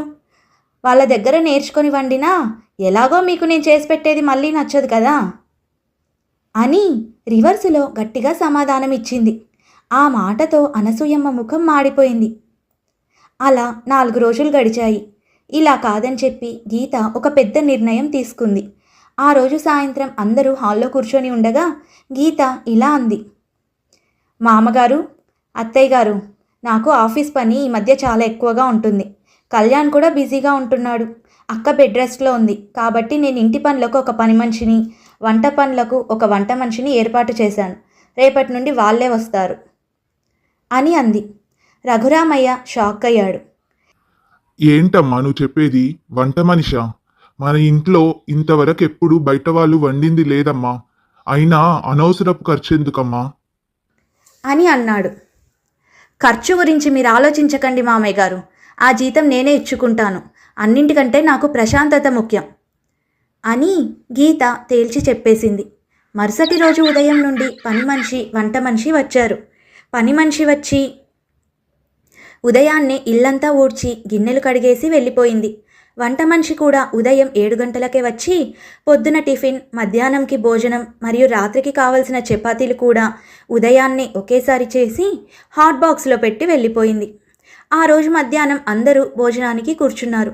వంట మనిషి చేసిన కూరలు తింటుంటే అందరి ముఖాలు మాడిపోయాయి. ఆ కూరల్లో రుచి లేదు, శుభ్రత లేదు. ఏదో హోటల్ వంటలా ఉంది. రాత్రి అయ్యేసరికి ఉదయం చేసి పెట్టిన చపాతీలు గట్టిగా ఎండిపోయి అప్పడాల్లా తయారయ్యాయి. వాటిని నమలడానికి రఘురామయ్య, అనసూయమ్మలు పడిన ఇబ్బంది అంతా ఇంత కాదు. ఏంటనసూయ, ఈ చపాతీలు అస్సలు నమ్మలేకపోతున్నాను. కూర కూడా చల్లగా నీళ్ళగా ఉంది. ఈ వంట మనిషి అస్సలు సరిగ్గా చేయడం లేదు. అని రఘురామయ్య గొనిగాడు. అనసూయమ్మ కూడా చపాతీ ముక్కను తుంచడానికే కష్టపడుతూ, అవునండి, వంట అస్సలు బాలేదు. సరిత ఇన్నాళ్ళు మనకు వేడివేడిగా చేసి పెట్టేది, ఇది అస్సలు అరగడం లేదు అని అంది. అప్పుడు గీత మెల్లగా హాల్లోకి వచ్చి, ఏంటత్తయ్య వంట బాలేదా? మరి ఆమెకు నెలకు 5,000 రూపాయలు ఇస్తున్నాను. సరితక్క రోజు ఉచితంగా ఎంతో రుచిగా వండి పెడుతుంటే మీరు తనని ఏనాడు మెచ్చుకోలేదు, వంకలు పెట్టారు. ఇప్పుడు ఈ వంట మనిషి రోజుకు 100 వంకలు పెట్టేలా వండినా మీరు ఆమెను ఒక్క మాట కూడా అనలేరు. ఎందుకంటే మళ్ళీ ఆమె తిరిగి పనికి రానంటుంది కదా. ఇంట్లో రోజంతా కష్టపడే సరితక్క విలువ మీకు ఇప్పుడైనా తెలిసొచ్చిందా అని నిలదీసింది. గీత అన్న మాటలకు ప్రకాష్ తలదించుకున్నాడు. అనసూయమ్మకు అప్పుడు అర్థమైంది, తాము ఎన్ని మాటలంటున్నా సరిత ఏ రోజు వాళ్లను విసుక్కోలేదు. ఎంతో ఓపిగ్గా వేడివేడిగా వండి వడ్డించింది. ఆ కోడలి విలువ ఈ ఎండిపోయిన చపాతీలు తింటుంటే తెలిసొచ్చింది. రాత్రి ప్రకాష్ సరిత గదిలోకి వెళ్ళాడు. సరిత మంచం మీద కూర్చొని ఉంది. ప్రకాష్ సరిత పక్కన కూర్చొని ఆమె చేతులు పట్టుకున్నాడు. సరిత, నన్ను క్షమించు. ఇన్నాళ్ళు అమ్మ మాటలు విని నిన్ను చాలా బాధ పెట్టాను. నువ్వు ఈ ఇంటి కోసం ఎంత కష్టపడ్డావో నాకిప్పుడు అర్థమైంది. గీత మా కళ్ళు తెరిపించింది. నువ్వు త్వరగా కోలుకోవాలి సరిత అని ప్రకాష్ కళ్ళల్లో నీళ్లతో అన్నాడు. భర్త నోటి వెంబడి ఆ మాటలు వినేసరికి సరిత కళ్ళల్లో ఆనంద బాష్పాలు రాలాయి. మీకు నా బాధ అర్థమైతే చాలండి అని అంది. మరుసటి రోజు ఉదయం అనసూయమ్మ వంటగదిలోకి వెళ్ళింది. గీత కాఫీ పెడుతూ ఉంది. అనసూయమ్మ మెల్లగా గీత దగ్గరకు వెళ్ళింది. అమ్మా గీత, నిన్న నువ్వు అన్న మాటలు నిజమేనమ్మా. నా నోటి దురుసు వల్ల నేను మంచి కోడల్ని బాధ పెట్టాను. సరిత విలువ నాకిప్పుడు తెలిసొచ్చింది. ఇక నుండి నేను మారుతాను. ఈ రోజు నుండి వంట మనిషిని వద్దు అనుకుందాం. సరిత కోలుకునే వరకు నేను నువ్వు కలిసి వంట చేద్దాం అని అంది అనసూయమ్మ పశ్చాత్తాపంతో. గీత నవ్వి, అలాగే అత్తయ్య, తప్పు తెలుసుకుంటే అంతకన్నా కావాల్సిందేముంది అంటూ అత్తగారికి కాఫీ కప్పు అందించింది. ఈసారి అనసూయమ్మ కాఫీ తాగి, కాఫీ చాలా బాగుంది గీత అని మనస్ఫూర్తిగా మెచ్చుకుంది. నిదానంగా ఆ ఇంట్లో అందరూ మారారు. సరిత 2 నెలల తర్వాత కోలుకొని నడుస్తున్నప్పుడు ఇల్లంతా ఒక కొత్త వెలుగుతో నవ్వులతో నిండిపోయింది. గీత తెచ్చిన మార్పు ఆ సంసారాన్ని ఎంతో సంతోషకరంగా మార్చింది. ఇంట్లో ఉండే ఇల్లాలు చేసే సేవలను తక్కువగా అంచనా వేయకూడదు. మెచ్చుకోకపోయినా పర్వాలేదు, కానీ కించపరచకూడదు. భార్యాభర్తలిద్దరూ సమానంగా బాధ్యతలు పంచుకున్నప్పుడే ఆ ఇల్లు ఆనంద నిలయం అవుతుంది. ఇది ఇవాల్టి కథ. ఏంటి కళ్యాణ్ ఇది? మీ చెల్లెలు అడగడమే ఆలస్యం. ఆలోచించకుండా అంత డబ్బు ఇవ్వటానికి ఎలా ఒప్పుకుంటారు? ఆ 7 లక్షలు ఇప్పుడు ఎక్కడి నుంచి తెస్తారు? మొన్ననే కదా పెళ్లి అప్పు తీరింది. మళ్ళీ వాళ్ళ విలాసాల కోసం, బిజినెస్ కోసం ఎవరి దగ్గర అప్పు తెచ్చి ఇస్తారా? లోకంలో అన్నా చెల్లెళ్ల బంధం చాలా విచిత్రమైనది. ఒకరినొకరు ఆట పట్టించుకుంటారు, దెబ్బలాడుకుంటారు. కానీ ఒకరికంట నుంచి నీరు వస్తే మరొకరు తట్టుకోలేరు. తల్లిదండ్రుల తర్వాత అమ్మలా చూసుకునేది అక్క అయితే, నాన్నల బాధ్యత తీసుకునేది అన్నయ్య. ఈ కథలో ఒక అన్నయ్య కష్టంలో ఉన్న తన చెల్లెలి కాపురంని ఎలా నిలబెట్టాడో తెలుసుకుందాం. ఇక కథలోకి వెళ్తే, శంకరయ్య వసుంధరలది ఒక సాధారణ మధ్యతరగతి కుటుంబం. వాళ్లకు 2 పిల్లలు, కళ్యాణ్ మరియు పల్లవి. కళ్యాణ్కు చిన్నప్పటి నుండి చెల్లెలు పల్లవి అంటే ప్రాణం. తను ఏడుస్తే అస్సలు తట్టుకోలేడు. ఆమెకు ఏ కష్టం వచ్చినా తనే ముందు నిలబడేవాడు. కాలం గిర్రున తిరిగింది. 2 పెరిగి పెద్దవాళ్ళయ్యారు. కళ్యాణ్ ఒక ప్రైవేట్ ఉద్యోగంలో చేరాడు. పల్లవి డిగ్రీ పూర్తి చేసింది. తనకంటే ముందు తన చెల్లెలికి పెళ్లి చేసి పంపాలనేది కళ్యాణ్ ఆశయం. ఒకరోజు ఇంట్లో హాల్లో శంకరయ్య పెళ్లి పత్రికలు, సంబంధాల బయోడేటాలు చూస్తూ ఉంటాడు. వసుంధర అప్పుడే కాఫీ కప్పులు పట్టుకొని వస్తుంది. వసుంధర, పల్లవికి ఒక మంచి సంబంధం వచ్చింది. అబ్బాయి సాఫ్ట్వేర్ ఉద్యోగం చేస్తున్నాడట. మంచి సంప్రదాయ కుటుంబం. మన పల్లవికి బాగా సరిపోతాడు. కాకపోతే వాళ్ళు కొంచెం వరకట్నం, లాంఛనాలు గట్టిగానే అడుగుతున్నారు. మన వల్ల అవుతుందా? అవునండి, నాకు అదే కంగారుగా ఉంది. కళ్యాణ్ కూడా రాత్రి పగలు కష్టపడుతున్నాడు. తన చెల్లెలు పెళ్లి ఘనంగా చేయాలని అనుకుంటున్నాడు.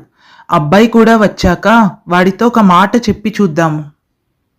శంకరయ్య వసుంధరాల మాటలు గది బయట నుండి వింటుంది పల్లవి. కంగారుగా కళ్ళల్లో నీళ్లతో హాల్లోకి వస్తుంది. తల్లిదండ్రులిద్దరూ కంగారు పడతారు. ఏంటే అంత కంగారుగా వచ్చావు? ఏమైంది? ఆ కళ్ళల్లో నీళ్ళేంటి? పల్లవి భయపడుతూ వణుకుతున్న స్వరంతో ఇలా అంటుంది. నాన్న, అమ్మా, నాకు ఈ పెళ్లి సంబంధాలు వద్దు. నేను ఒకరిని ప్రేమించాను. తన పేరు కార్తిక్. పెళ్ళంటూ చేసుకుంటే నేను అతన్నే చేసుకుంటాను. ఏంటి పల్లవి నువ్వు మాట్లాడేది? మనది మధ్యతరగతి కుటుంబం. ప్రేమాదోమ అంటూ తిరిగితే సమాజంలో మన పరువు ఏం కావాలే? మేము నీకేం తక్కువ చేశామని ఇలాంటి పాపిష్టి పని చేశావు? కంటికి నలుసు పడకుండా పెంచినందుకు మాకిచ్చే మర్యాద ఇదా? నలుగురికి మేము మా ముఖం ఎలా చూపించాలి ఇప్పుడు? అమ్మా, నన్ను క్షమించమ్మా. మిమ్మల్ని తక్కువ చేయాలనో మీ నమ్మకాన్ని వమ్ము చేయాలనో నేను ఈ పని చేయలేదు. తను చాలా మంచివాడమ్మా. నన్ను మీకంటే బాగా చూసుకోకపోయినా మీ పెంపకాన్ని మెచ్చుకునేలా చూసుకుంటాడు. ప్రేమించడం పాపిష్టి పని ఎలా అవుతుందమ్మా? నా మనసులో ఉన్న నిజం మీకు చెప్పానంతే. ఎందుకమ్మా ఇలా చేశావు? లోకం పోకడ తెలియందానివి కావు కదా. నీకంటూ ఒక మంచి జీవితాన్ని ఇవ్వాలని కదా మేం ఆరాటపడింది. మా నమ్మకాన్ని ఇలా వమ్ము చేస్తావనుకోలేదు. నాన్న, మీరు నా మీద నమ్మకం పెట్టుకున్నారని నాకు తెలుసు నాన్న. మీ కళ్ళల్లో ఎప్పుడూ ఆనందాన్ని చూడాలనుకున్నాను. నేను ఎంచుకున్న వ్యక్తి కూడా మీలాగే బాధ్యత గలవాడు నాన్న. మిమ్మల్ని కాదని మీ మనసులు విరిచి నేను సంతోషంగా ఉండలేను. ఒక్కసారి నా వైపు నుండి కూడా ఆలోచించండి నాన్న. నేను తప్పు నిర్ణయం తీసుకోలేదు. అక్కడ నీ అన్నయ్య పగలు రాత్రి అని తేడా లేకుండా ఒళ్ళు హూనం చేసుకుంటూ ఎందుకు కష్టపడుతున్నాడో తెలుసా? నీ పెళ్లి ఘనంగా చేసి నిన్ను ఒక ఇంటిదాన్ని చేయాలని. నువ్వేమో ఇలాంటి నిర్ణయంతో అందరి తలలు వంచావు. అన్నయ్య పగలు రాత్రి కష్టపడుతుంది నా పెళ్లి కోసమే అని నాకు తెలీదా అమ్మా? నా గురించి నాకంటే ఎక్కువ ఆరాటపడిన అన్నయ్య ప్రేమ నాకు తెలీదా? అందుకే నేను ఏ రోజు లగ్జరీలు కావాలని అడగలేదు. ఇప్పుడు కూడా నేను ఏ లక్షాధికారణ చేసుకోవడం లేదమ్మా. కార్తీక్ వాళ్ళది కూడా మనలాగే మధ్యతరగతి కుటుంబం. అయినా ఒక వ్యక్తిని ప్రేమించడం ఇంత పెద్ద నేరమా? ఇంట్లో ఏ చిన్న కష్టం వచ్చినా మనమంతా కలిసి మాట్లాడుకునే వాళ్ళం కదా. ఈరోజు నా జీవితం గురించి నేను ఒక మాట చెప్తే నన్ను పరాయిదానిలా చూస్తారేంటి? నన్ను నమ్మండి నాన్న. మీ పెంపకం అస్సలు తప్పు కాలేదు. నా నిర్ణయం కూడా తప్పు కాదు. నేను కార్తీక్ను తప్ప మరెవ్వరిని పెళ్లి చేసుకోలేను అని చెప్పి పల్లవి ఏడుస్తూ తన గదిలోకి వెళ్ళి తలుపు పెట్టుకుంటుంది. కాసేపటికి కళ్యాణ్ ఆఫీస్ నుండి వస్తాడు. ఇంట్లో వాతావరణం తేడాగా ఉండడం గమనించి, ఏంటమ్మా, ఇంట్లో వాతావరణం ఇండియా పాకిస్తాన్ మ్యాచ్ లాగా అంత సీరియస్గా ఉంది? వెళ్ళి నీ చెల్లెల్ని అడుగురా. పెళ్లి సంబంధాలు చూస్తుంటే ఎవడో కార్తీక్ అట. వాడిని లవ్ చేసిందట. వాడినే పెళ్లి చేసుకుంటా అంటూ కూర్చుంది. కళ్యాణ్ పల్లవి రూమ్కు వెళ్తాడు. పల్లవి బెడ్పై పడుకొని ఏడుస్తూ ఉంటుంది. కళ్యాణ్ పల్లవి పక్కన కూర్చొని ఆమె తల నిమురుతూ, ఏమైందిరా, నా బంగారు తల్లి ఎందుకు ఏడుస్తోంది? నీకు ఏ కష్టం వచ్చినా ఈ అన్నయ్య ఉన్నాడు కదా, చెప్పు, ఏమైంది? పల్లవి కళ్యాణ్ను పట్టుకొని ఏడుస్తూ, అన్నయ్య, నేను కార్తీక్ అనే అతన్ని ప్రేమించాను. తను చాలా మంచివాడు. కానీ నాన్న అమ్మ అస్సలు ఒప్పుకోవడం లేదు. నువ్వు చెప్తే నాన్న వింటారన్నయ్య. కార్తీక్ చాలా మంచివాడు. ప్లీజ్ అన్నయ్య, ఇంట్లో వాళ్ళను నువ్వే ఒప్పించాలి. నువ్వు చెప్తే నాన్న వింటారు. నువ్వేడవకు పల్లవి. నువ్వు బాధపడితే నేను చూడలేను. నువ్వు సంతోషంగా ఉండటం కంటే మాకేం కావాలి? నీ ప్రేమ నిజమైతే, నీ కార్తీక్ మంచివాడైతే ఈ అన్నయ్యే ముందుండి మీ పెళ్లి జరిపిస్తాడు. నాన్నను నేను ఒప్పిస్తాను. నువ్వు ప్రశాంతంగా ఉండు. చెల్లెలి కళ్ళలో కన్నీళ్లు చూడలేక కళ్యాణ్ ఇంట్లో పెద్ద పోరాటమే చేశాడు. నాన్నా, పల్లవి నచ్చినవాడితోనే పెళ్లి చేద్దాం నాన్నా. అబ్బాయి మంచివాడైతే చాలు కదా. కళ్యాణ్, నువ్వు కూడా నీ చెల్లికి సపోర్ట్ చేస్తే నేనేం మాట్లాడతాన్రా? అసలే మనది మధ్యతరగతి కుటుంబం. ఆ కుర్రాడు ఏం చేస్తాడో, వాళ్ల కులం ఏంటో, అలవాట్లేంటో మనకు తెలీదు. ఈ ప్రేమ పెళ్ళిళ్ళు మన ఇళ్లల్లో సెట్ అవ్వవ్రా. దానికి తోడు పెళ్లి ఖర్చులు. ఆ బాధ్యత నాది నాన్నా. అప్పు చేసైనా సరే నా చెల్లెలి పెళ్లి ఊరంతా చెప్పుకునేలా గ్రాండ్గా చేస్తా. తండ్రి శంకరయ్య ప్రేమ పెళ్లికి ఒప్పుకోనని భీష్మించుకుని కూర్చున్నా కళ్యాణ్ కార్తీక్ ఇంటికి వెళ్ళి వాళ్ళ వివరాలు కనుక్కొని కార్తీక్ మంచివాడేనని నమ్మకం కుదిరాక తండ్రిని ప్రాధేయపడి ఒప్పించాడు. చెల్లెలు పెళ్లి ఘనంగా జరగాలని స్నేహితుల దగ్గర తెలిసిన వాళ్ళ దగ్గర అప్పు చేసి మరీ పెళ్లి జరిపించాడు. పల్లవి కార్తీక్ పెళ్లి ఘనంగా జరుగుతుంది. పల్లవి కార్తీక్ అదే ఊరిలో వేరే కాపురం పెట్టారు. పెళ్లి తర్వాత ఒకరోజు కిరణ్ తన ఫ్రెండ్ సుబ్బుతో కలిసి కూర్చొని ఉంటాడు.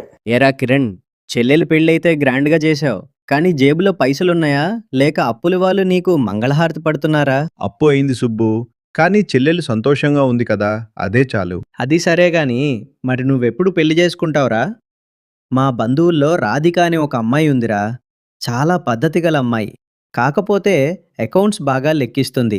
నీలాగా చేతికి ఎముక లేని వాడికి ఆమెలాంటి లెక్కల మాస్టర్ సరైన జోడి. సరేరా, టైం దొరికినప్పుడు అమ్మా నాన్నలతో ఈ విషయం మాట్లాడి చూస్తాను. రాధికాతో పెళ్లి సంబంధం గురించి కళ్యాణ్ ఇంట్లో వాళ్లతో మాట్లాడతాడు. అందుకు శంకరయ్య, వనజమ్మలు కూడా ఒప్పుకుంటారు. కొన్నాళ్లకు కళ్యాణ్, రాధికాల పెళ్లి జరుగుతుంది. రాధిక చాలా ప్రాక్టికల్ మరియు తెలివైన అమ్మాయి. అన్యాయాన్ని అస్సలు సహించదు. భర్తను ప్రాణంగా ప్రేమిస్తుంది. బంధాలను గౌరవిస్తుంది. కానీ భవిష్యత్తును మర్చిపోయే గుడ్డి త్యాగాలను అస్సలు సహించదు. ఒకరోజు కళ్యాణ్, రాధిక బెడ్రూమ్లో కూర్చొని ఉంటారు. రాధిక నెమ్మదిగా కళ్యాణ్ దగ్గరకు వచ్చి, ఏవండి, మన పెళ్ళై 2 నెలలు అవుతోంది. కానీ మీ ముఖంలో ఎప్పుడూ ఏదో తెలియని టెన్షన్ కనిపిస్తూనే ఉంది. ఏమైంది? నాతో కూడా చెప్పకూడదా? కళ్యాణ్ నవ్వుతూ దాచడానికి ప్రయత్నిస్తూ, ఏం లేదు రాధిక, ఆఫీస్ వర్క్ అంతే. అబద్ధం చెప్పకండి. మీ చెల్లెలి పెళ్లికి చేసిన అప్పులు ఇంకా చాలా ఉన్నాయని నాకు తెలిసింది. జీతంలో సగానికి పైగా వడ్డీలకే పోతుందంట కదా? అవును రాధిక, పల్లవి నాకు ఒక్కగానొక చెల్లెలు. తన పెళ్లి ఘనంగా చేయాలనుకున్నాను. అందుకే కొంచెం అప్పు చేయాల్సి వచ్చింది. నువ్వేం కంగారు పడకు, ఇంకో ఏడాదిలో అప్పులన్నీ తీరిపోతాయి. నాకు అర్థం అవుతుంది కళ్యాణ్. మీ చెల్లెలి మీద మీకున్న ప్రేమను నేను గౌరవిస్తాను. కానీ మనకంటూ ఒక జీవితం ఉంది కదా, ఇప్పటి నుండైనా కొంచెం జాగ్రత్తగా ఉండాలి కదా అని నా ఆరాటం. రాధిక చాలా ప్రాక్టికల్గా ఆలోచించే అమ్మాయి. రేపటి భవిష్యత్తు గురించి ఆమెకు భయం ఉంది. అప్పుడప్పుడు ఆడపడుచు పల్లవి పుట్టింటికి వచ్చినప్పుడు రాధికకు పల్లవితో చిన్న చిన్న మనస్పర్ధలు వచ్చేవి. పల్లవికి డబ్బు విలువ తెలియకపోవడం, అల్లరిగా ఉండడం రాధికకు నచ్చేవి కాదు. అలా కొన్ని నెలలు గడిచాయి. ఒకరోజు కార్తీక్ ఆఫీస్ నుండి వచ్చి తల పట్టుకొని కూర్చొని ఉంటాడు. పల్లవి కాఫీ తీసుకొని వస్తుంది. ఏంటి కార్తీక్, ఏమైంది? అలా మూడీగా ఉన్నావు? పల్లవి, ఈ సాఫ్ట్వేర్ జాబ్ నా వల్ల కావడం లేదు. పొద్దున్నుంచి రాత్రి దాకా బాస్ తిట్లు పడలేకపోతున్నా. నా ఫ్రెండ్స్ అంతా కలిసి ఒక బిజినెస్ స్టార్ట్ చేస్తున్నారు. అందులో నన్ను కూడా పార్ట్నర్ అవ్వమన్నారు. బిజినెస్ అయితే మనకు ఫ్రీడమ్ ఉంటుంది, డబ్బులు కూడా బాగా వస్తాయి. నేను కూడా వాళ్ళతో కలిసి బిజినెస్ చేద్దాం అనుకుంటున్నా. మంచిదే కదా, మరి ప్రాబ్లం ఏంటి? బిజినెస్ చేయడానికి నా దగ్గర 3 లక్షలే ఉన్నాయి పల్లవి. కానీ నా షేర్ కింద మరో 7 లక్షలు కావాలి. మా నాన్న లేరు, అమ్మ పల్లెటూరులో ఉంటుంది. మనకిప్పుడంత డబ్బు ఎక్కడి నుండి వస్తుంది? మీ అన్నయ్య కళ్యాణ్ ఏమైనా అడగలవా? ఒక 7 లక్షలు సర్దమను. బిజినెస్ క్లిక్ అవ్వగానే వడ్డీతో సహా ఇచ్చేస్తాను. అన్నయ్యనా? సరే, అన్నయ్య నన్ను ఎప్పుడు కాదనడు. రేపే వెళ్ళి అడుగుతాను. మరుసటి రోజు ఉదయం కళ్యాణ్ హాల్లో కూర్చొని లెక్కలు వేసుకుంటూ ఉంటాడు. సుబ్బు పక్కనే ఉంటాడు. ఏరా కళ్యాణ్, నీ నెల జీతం రాకముందే ఖర్చుల లిస్టు నీకంటే స్పీడ్గా వస్తోందా? అవునురా, పల్లవి పెళ్లి అప్పు ఇప్పుడిప్పుడే తీరుతోంది. అప్పుడే పల్లవి ఎంటర్ అవుతుంది. మొహం చిన్నబోయినట్లు నటిస్తుంది. హాల్లో జరుగుతున్నదంతా రాధిక వంటగదిలో ఉండి గమనిస్తూ ఉంటుంది. ఏమా పల్లవి, ఏమైంది? బావగారు బాగున్నారా? పల్లవి కళ్యాణ్ పక్కన కూర్చొని, అన్నయ్య, కార్తీక్ ఒక మంచి బిజినెస్ స్టార్ట్ చేస్తున్నారు. భవిష్యత్తులో చాలా బాగుంటుంది. కానీ ఒక 7 లక్షలు తక్కువయ్యాయి అన్నయ్య. నువ్వే ఎలాగైనా సర్దాలి. ఏమ్మా పల్లవి, 700 కాదు 7 లక్షలు. మీ అన్నయ్య ఏమైనా రిజర్వ్ బ్యాంక్ గవర్నరా? రే సుబ్బు, ఊరుకో. 7 లక్షలా పల్లవి? నా దగ్గర అంత డబ్బు లేదు కదమ్మా. నా జీతం నీకు తెలిసిందే. పల్లవి కన్నీళ్లతో డ్రామా చేస్తూ, నాకు తెలుసన్నయ్య, కానీ కార్తీక్ ఈ ఉద్యోగం చేయలేక నరకం చూస్తున్నారు. ఈ బిజినెస్ వదులుకుంటే ఆయన జీవితం పాడైపోతుంది. నా కాపురం బాగుండాలని నువ్వు కోరుకుంటే ఎలాగైనా సర్దు అన్నయ్య. నీకంటే నాకెవరున్నారు? నువ్వు కంగారు పడకు పల్లవి. మీ భవిష్యత్తు బావుంటుందంటే ఎవరి దగ్గరైనా అప్పు తెచ్చి ఇస్తాను. నువ్వు సంతోషంగా ఉండటమే నాకు కావాలి అని చెప్పి చెల్లిని ఇంటికి పంపుతాడు కళ్యాణ్. పల్లవి వెళ్ళిపోయాక ఇల్లు రణరంగం అవుతుంది. రాధిక తీవ్రమైన కోపంతో కళ్యాణ్ ముందుకు వస్తుంది. ఏంటి కళ్యాణ్ ఇది? మీ చెల్లెలు అడగడమే ఆలస్యం. ఆలోచించకుండా అంత డబ్బు ఇవ్వటానికి ఎలా ఒప్పుకుంటారు? ఆ 7 లక్షలు ఇప్పుడు ఎక్కడి నుంచి తెస్తారు? మొన్ననే కదా పెళ్లి అప్పు తీరింది. మళ్ళీ వాళ్ళ విలాసాల కోసం, బిజినెస్ కోసం ఎవరి దగ్గర అప్పు తెచ్చి ఇస్తారా? రాధిక, అరవకు. నా చెల్లెలి కాపురం బాగుపడుతుంది అంటే నేను ఎంతైనా కష్టపడతాను. మరి నా పరిస్థితి ఏంటి? మన భవిష్యత్ ఏంటి? రేపు మనకు పిల్లలు పుడితే వాళ్ళ చదువులు, మీ అమ్మా నాన్నల హాస్పిటల్ ఖర్చులు ఎలా? ఇలా అప్పులు ఇచ్చుకుంటూ పోతే మనం రోడ్డున పడాలి. రాధిక, చాలు ఆపు. నా చెల్లెలికి అవసరం ఉంది. వాళ్ళు బిజినెస్ సక్సెస్ అయ్యాక తిరిగి ఇచ్చేస్తారు అన్నారు కదా.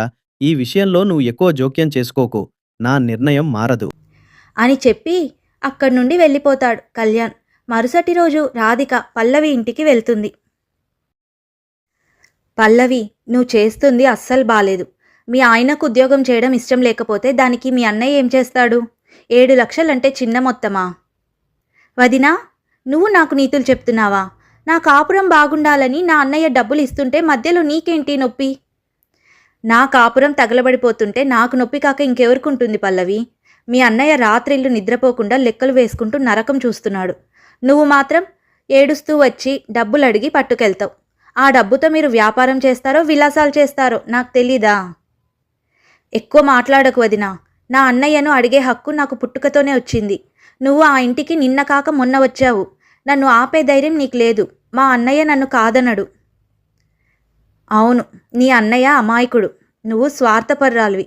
అందుకే నా మాట వినబడడం లేదు. కానీ గుర్తుపెట్టుకో పల్లవి, ఎప్పుడైనా అప్పుల ఊబిలో మునిగిపోతే కాపాడ్డానికి మీ అన్నయ్య దగ్గర కూడా ఏమీ మిగలదు అని మాట అనుకుంటారు పల్లవి, రాధికాలు.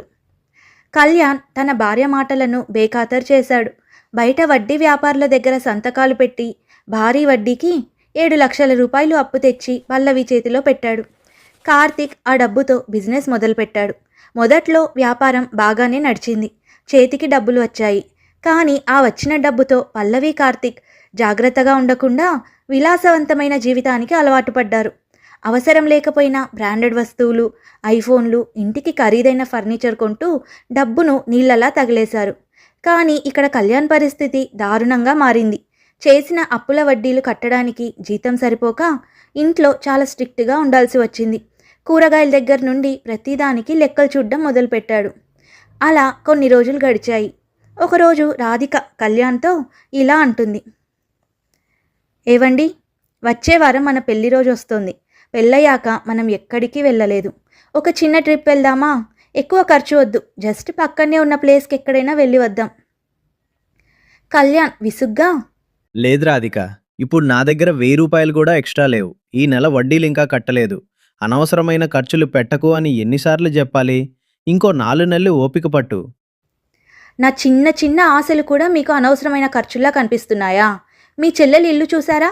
ప్రతి వారం హోటళ్ళు, కొత్త వస్తువులు, వాళ్లకు డబ్బులు ఇవ్వడానికి మీ ప్రాణం అడ్డం పెడతారు. కానీ నాతో ఒక్క పూట గడపడానికి డబ్బులు లేవా అని బాధపడుతూ ఏడుస్తూ గదిలోకి వెళ్ళిపోతోంది రాధిక. కళ్యాణ్ బాధగా తల పట్టుకుంటాడు. ఒకరోజు కళ్యాణ్, సుబ్బు డైనింగ్ టేబుల్ దగ్గర కూర్చొని ఉంటారు. ఏంటి రాధిక గారు, ఇవాళ టిఫిన్లో ఉప్మా పెట్టారు, అది ఇంతే ఉంది? సుబ్బు గారు, ఇంట్లో కొత్త రూల్స్ వచ్చాయి. మా ఆయనగారు అప్పులు చేసి అందరికీ దానాలు చేస్తున్నారు కదా, అందుకే ఉప్మాలో జీడిపప్పు బదులు శనగపప్పు, చట్నీలో వేరుశనగపప్పుల బదులు కొబ్బరి వేసి నీళ్ళు ఎక్కువ పోసాను. రాధిక, మరీ ఇంత కంజూసితనమా? మరి మన పెళ్లి రోజు వస్తుంది. కనీసం ఏదైనా చిన్న ట్రిప్ వెళ్దామా అంటే మీ దగ్గర డబ్బులు లేవన్నారు కదా. మీ చెల్లెలకి ఇవ్వడానికి మాత్రం లక్షలుంటాయి. రే కళ్యాణ్, మీ ఆవిడ చెప్పే లాజిక్లో మ్యాజిక్ ఉందిరా. నువ్వు ట్రిప్ కాదు కదా, కనీసం పార్కుకి తీసుకెళ్లాలన్నా టికెట్కి అప్పు చేయాలేమో. కాలం ఎప్పుడూ ఒకేలా ఉండదు. కార్తీక్ వ్యాపారంలో సరైన అవగాహన లేకపోవడం, విలాసాలకు ఎక్కువ ఖర్చు చేయడం వల్ల కొన్నాళ్లకు బిజినెస్లో పూర్తిగా లాస్ వచ్చింది. అప్పుల వాళ్ళు ఇంటి మీదకు రావడం మొదలుపెట్టారు. ఇల్లు గడవడం కూడా కష్టమైపోయింది. పల్లవి మళ్ళీ ఏడుస్తూ అన్నయ్య దగ్గరకు వచ్చింది. అన్నయ్య, సర్వస్వం పోయిందన్నయ్య. కార్తీక్ చేసిన తప్పుల వల్ల బిజినెస్ లాస్ అయింది. ఇప్పుడు మాకు కనీసం తినడానికి కూడా డబ్బులు లేవు. అప్పుల వాళ్ళ ఇంటికి వచ్చి నానా మాటలు అంటున్నారు. ఎలాగైనా ఒక 5 లక్షలు ఇప్పించావా ప్లీజ్ అన్నయ్య. 5 లక్షలా? నా పరిస్థితి ఏంటో నీకు తెలుసు కదమ్మా. నా దగ్గర అస్సలు డబ్బు లేదు. కానీ నువ్వు రోడ్డున పడడం నేను చూడలేను. మీ ఇంటి ఖర్చుల కోసం, రెంట్ కోసం నేను నెల నెలా కొంత డబ్బు పంపిస్తాను. ప్రస్తుతానికి ఇల్లు గడవడానికి వాడుకోండి. కళ్యాణ్కు చెల్లెలి మీద ఉన్న ప్రేమ ఒక గుడ్డితనంగా మారింది. ఇంట్లో రాధికాకు తెలిస్తే పెద్ద గొడవ అవుతుందని తన భార్యకు తెలియకుండా బ్యాంకు లాకర్లో ఉన్న రాధికా బంగారం దొంగతనంగా తీసుకెళ్లి తాకట్టు పెట్టాడు. ఆ వచ్చిన డబ్బుతో నెల నెల చెల్లెలి అకౌంట్లో వేయడం మొదలుపెట్టాడు. ఈ విషయాన్ని పూర్తిగా దాచాడు. కానీ నిజం ఎక్కువ కాలం దాగదు కదా. ఒకరోజు కళ్యాణ్ సోఫాలో నిద్రపోతూ ఉంటాడు. ఫోన్ పక్కనే ఉంటుంది. రాధిక హాల్లో ఇల్లు తుడుస్తూ ఉంటే కళ్యాణ్ ఫోన్ వరుసగా వైబ్రేట్ అవుతుంది. రాధిక ఫోన్ తీసి చూస్తుంది. రాధిక మెసేజ్ చదువుతూ కళ్ళు పెద్దవి అవుతాయి. అందులో ఇలా రాసి ఉంటుంది, dear customer, your gold loan is interest is due అని ఉంటుంది. గోల్డ్ లోనా? కళ్యాణ్ పేరు మీద గోల్డ్ లోన్ ఏంటి? కంగారుగా కళ్యాణ్ బ్యాంక్ యాప్ ఓపెన్ చేసి ట్రాన్సాక్షన్స్ చూస్తుంది. అందులో ప్రతి నెల పల్లవి అకౌంటుకు డబ్బులు వెళ్తున్నట్టు ఉంటుంది. రాధికాకు కాళ్ళ కింద భూమి కదిలినట్లు అవుతుంది. ఆమె బ్యాంకుకు వెళ్ళి లాకర్ ఓపెన్ చేసి నగల కోసం చూస్తుంది. నగల పెట్టె ఖాళీగా ఉంటుంది. ఆమె గుండె పగిలేలా ఏడుస్తూ కోపంతో ఇంటికి వచ్చి కళ్యాణ్ను గట్టిగా పిలుస్తుంది. కళ్యాణ్, లేవండి. కళ్యాణ్, మిమ్మల్నే, లేవండి. లేచి నాకు సమాధానం చెప్పండి. కళ్యాణ్ కంగారుగా లేస్తూ, ఏమైంది రాధిక? ఎందుకంతలా అరుస్తున్నావు? రాధిక నగల ఖాళీ పెట్టెను కళ్యాణ్ ముఖం మీద విసురుతూ, ఎక్కడున్నాయి నా నగలు? నా తల్లిదండ్రులు నా పెళ్లికి పెట్టిన నా బంగారం ఎక్కడా? కళ్యాణ్ భయంతో తడబడుతూ, అది రాధిక, పల్లవి ఇల్లు గడవడం కష్టంగా ఉందంటే అత్యవసరమై బ్యాంకులో తాకట్టు పెట్టాను. నువ్వేమీ కంగారు పడకు. నేను ఎలాగైనా విడిపిస్తాను రాధిక. రాధిక తీవ్రమైన ఆవేదనతో కళ్ళల్లో నిప్పులు కురిపిస్తూ, విడిపిస్తారా? దేంతో విడిపిస్తారు? మీ జీతంతోనా? నెల నెల నాకు తెలియకుండా మీ చెల్లెలకి డబ్బులు తగలేస్తున్నారు. వాళ్ళకు బిజినెస్ లాస్ వస్తే ఏదైనా ఉద్యోగం చేసుకోమనండి, కష్టపడి బతకమనండి. ఇంకా ఎంతకాలం ఇలా అప్పులు చేసి మీ రక్తాన్ని కూడబెట్టిన సొమ్మును వాళ్ళకి ఇస్తూ పోతారు? ఈరోజు నా బంగారం పోయింది, రేపు వాళ్ళు అడిగితే మనం ఉంటున్న ఇల్లు కూడా అమ్మేస్తారా? మనమెలా బతకాలి అప్పుడు? నేనంటే మీకు అసలు విలువ ఉందా? నేను మీ భార్యనా లేక ఇంట్లో పని మనిషినా? రాధిక అంటున్న మాటలకు కళ్యాణ్ తలదించుకొని ఉంటాడు. రాధిక మాటల్లోని ప్రతి అక్షరం నిజమని అతనికి అర్థమవుతుంది. రాధిక కన్నీళ్లు, ఆమె ఆవేదన కళ్యాణ్ కళ్ళు తెరిపించాయి. తను చేస్తున్నది సహాయం కాదు, ప్రేమ పేరుతో వాళ్ళను సోమరిపోతులను చేస్తున్నానని, తన భార్య జీవితాన్ని నాశనం చేస్తున్నానని తెలుసుకున్నాడు. తప్పు దిద్దుకోవాలని గట్టిగా నిర్ణయించుకున్నాడు. మరుసటి రోజు కళ్యాణ్ పల్లవి ఇంటికి వెళ్తాడు. కార్తిక్, పల్లవి సోఫాలో కూర్చొని టీ తాగుతూ ఉంటారు. పల్లవి నవ్వుతూ, రా అన్నయ్య, కూర్చో. ఈ నెల డబ్బులు ఇంకా అకౌంట్లో పడలేదేంటన్నయ్య? ఇంటి రెంట్ కట్టాలి, కొంచెం త్వరగా చూడవా? కళ్యాణ్ చాలా సీరియస్గా గంభీరమైన స్వరంతో, పల్లవి, కార్తీక్, వినండి. ఇకపై నా నుండి మీకు ఒక్క రూపాయి కూడా రాదు. నెల నెలా నేను డబ్బులివ్వలేను. పల్లవి షాక్ అవుతూ, ఏంటన్నయ్య అలా మాట్లాడుతున్నావు? వదిన ఏమైనా అందా? నువ్వు కాకపోతే మాకెవరున్నారు? మీ వదిన ఏమీ అనలేదు పల్లవి. నా అంతటా నేనే తెలుసుకున్నాను. మీకోసం నా భార్య పుట్టింటి నగలను తాకట్టు పెట్టే స్థాయికి దిగజారిపోయాను. కార్తీక్, నువ్వు బాగా చదువుకున్నావు కదా. ఒక సాఫ్ట్వేర్ ఉద్యోగం వదిలేసి బిజినెస్ లాస్ అయితే ఇంట్లోననే కూర్చుండిపోతావా? నా చెల్లెలిని రోడ్డున పడేస్తావా? కార్తిక్ తలదించుకొని, బావగారు, అది ఇదిగో కార్తీక్, నా ఆఫీస్లోనే ఒక చిన్న ఉద్యోగం మాట్లాడాను. జీతం తక్కువే అయినా మీ కష్టార్జితంతో బతకడం నేర్చుకోండి. అప్పుడే మీకు డబ్బు విలువ, జీవితం విలువ తెలుస్తుంది. రేపటి నుండి నువ్వు ఆఫీస్కు రావాలి. లేదంటే మీ దారి మీది, నా దారి నాది. కళ్యాణ్ కఠినమైన నిర్ణయం కార్తీక్లో మార్పు తెచ్చింది. తను ఎంత తప్పు చేశాడో కార్తీక్ తెలుసుకున్నాడు. కార్తీక్ కళ్యాణ్ చేతులు పట్టుకుని, బావగారు, మమ్మల్ని క్షమించండి. మీ ప్రేమను మేము ఆసరాగా చేసుకొని బాధ్యత లేకుండా తిరిగాము. రేపటి నుంచే నేను ఉద్యోగానికి వెళ్తాను. నా భార్యను నేను కష్టపడి పోషించుకుంటాను. పల్లవి కూడా కళ్ళల్లో నీళ్లతో, అన్నయ్య నన్ను క్షమించు. నా స్వార్థం కోసం నీ సంసారంలో మంటలు పెట్టాను. వదినను కూడా చాలా బాధ పెట్టాను. ఆ రోజు నుండి కార్తీక్ కష్టపడి ఉద్యోగం చేయడం మొదలుపెట్టాడు. పల్లవి కూడా లగ్జరీలను వదిలేసి పొదుపుగా ఉండడం నేర్చుకుంది. కొన్నాళ్ల తర్వాత కార్తీక్ తన కష్టార్జితంతో కళ్యాణ్ చేసిన అప్పులను, రాధికా నగలను విడిపించాడు. వదినా, ఏంటిది పల్లవి? నీ బంగారం వదినా. ఆ రోజు నా స్వార్థం కోసం అన్నయ్య నీకు తెలియకుండా నీ నగలు తాకట్టు పెట్టి నాకు డబ్బులు ఇచ్చాడు. ఈ విషయం తెలిసి నువ్వు ఎంత నరకం అనుభవించావో నాకు ఆలస్యంగా అర్థమైంది వదినా. కార్తీక్ రాత్రి పగలు కష్టపడి ఉద్యోగం చేసి జీతం దాచి మరీ ఈ నగలు విడిపించారు. రాధిక నెమ్మదిగా బాక్స్ అందుకొని పల్లవి వంక చూసింది. నన్ను క్షమించు వదినా. నిన్ను అన్నయ్యను చాలా బాధ పెట్టాను. అన్నయ్య మాకు డబ్బులు ఇచ్చిన విషయంలో నువ్వు కోపడ్డావు, కానీ ఆ కోపంలో మా మంచి కోసమే ఆలోచించావు. రాధిక పల్లవి కన్నీళ్లు తుడుస్తూ నవ్వుతూ, పల్లవి, ఆడపడుచంటే చెల్లెలితో సమానం. నా నగలు పోయాయని నాకు బాధ కాదు, నా భర్త అప్పుల్లో మునిగిపోతున్నాడని, మీ కాపురం బాధ్యత లేకుండా పాడైపోతుందని నా ఆరాటం. ఇప్పుడు చూడు, మీ కాళ్ళ మీద మీరు నిలబడ్డారు. నాకు నా నగలు రావడం కంటే నా ఆడపడుచు సంసారం చక్కబడ్డమే ఎక్కువ సంతోషం. ఆ రోజు నుండి ఆ ఇంట్లో అందరూ సంతోషంగా ఉన్నారు. బంధుత్వాలు, ప్రేమలు ఎంత ముఖ్యమో బాధ్యత, పరిమితులు కూడా అంతే ముఖ్యం. సహాయం చేయడం అంటే చేతికి డబ్బులిచ్చి వాళ్ళను సోమరిపోతులను చేయడం కాదు, వాళ్ళ కాళ్ళ మీద వాళ్ళు నిలబడేలా ఒక మార్గం చూపించడం. ఇది ఇవాల్టి కథ.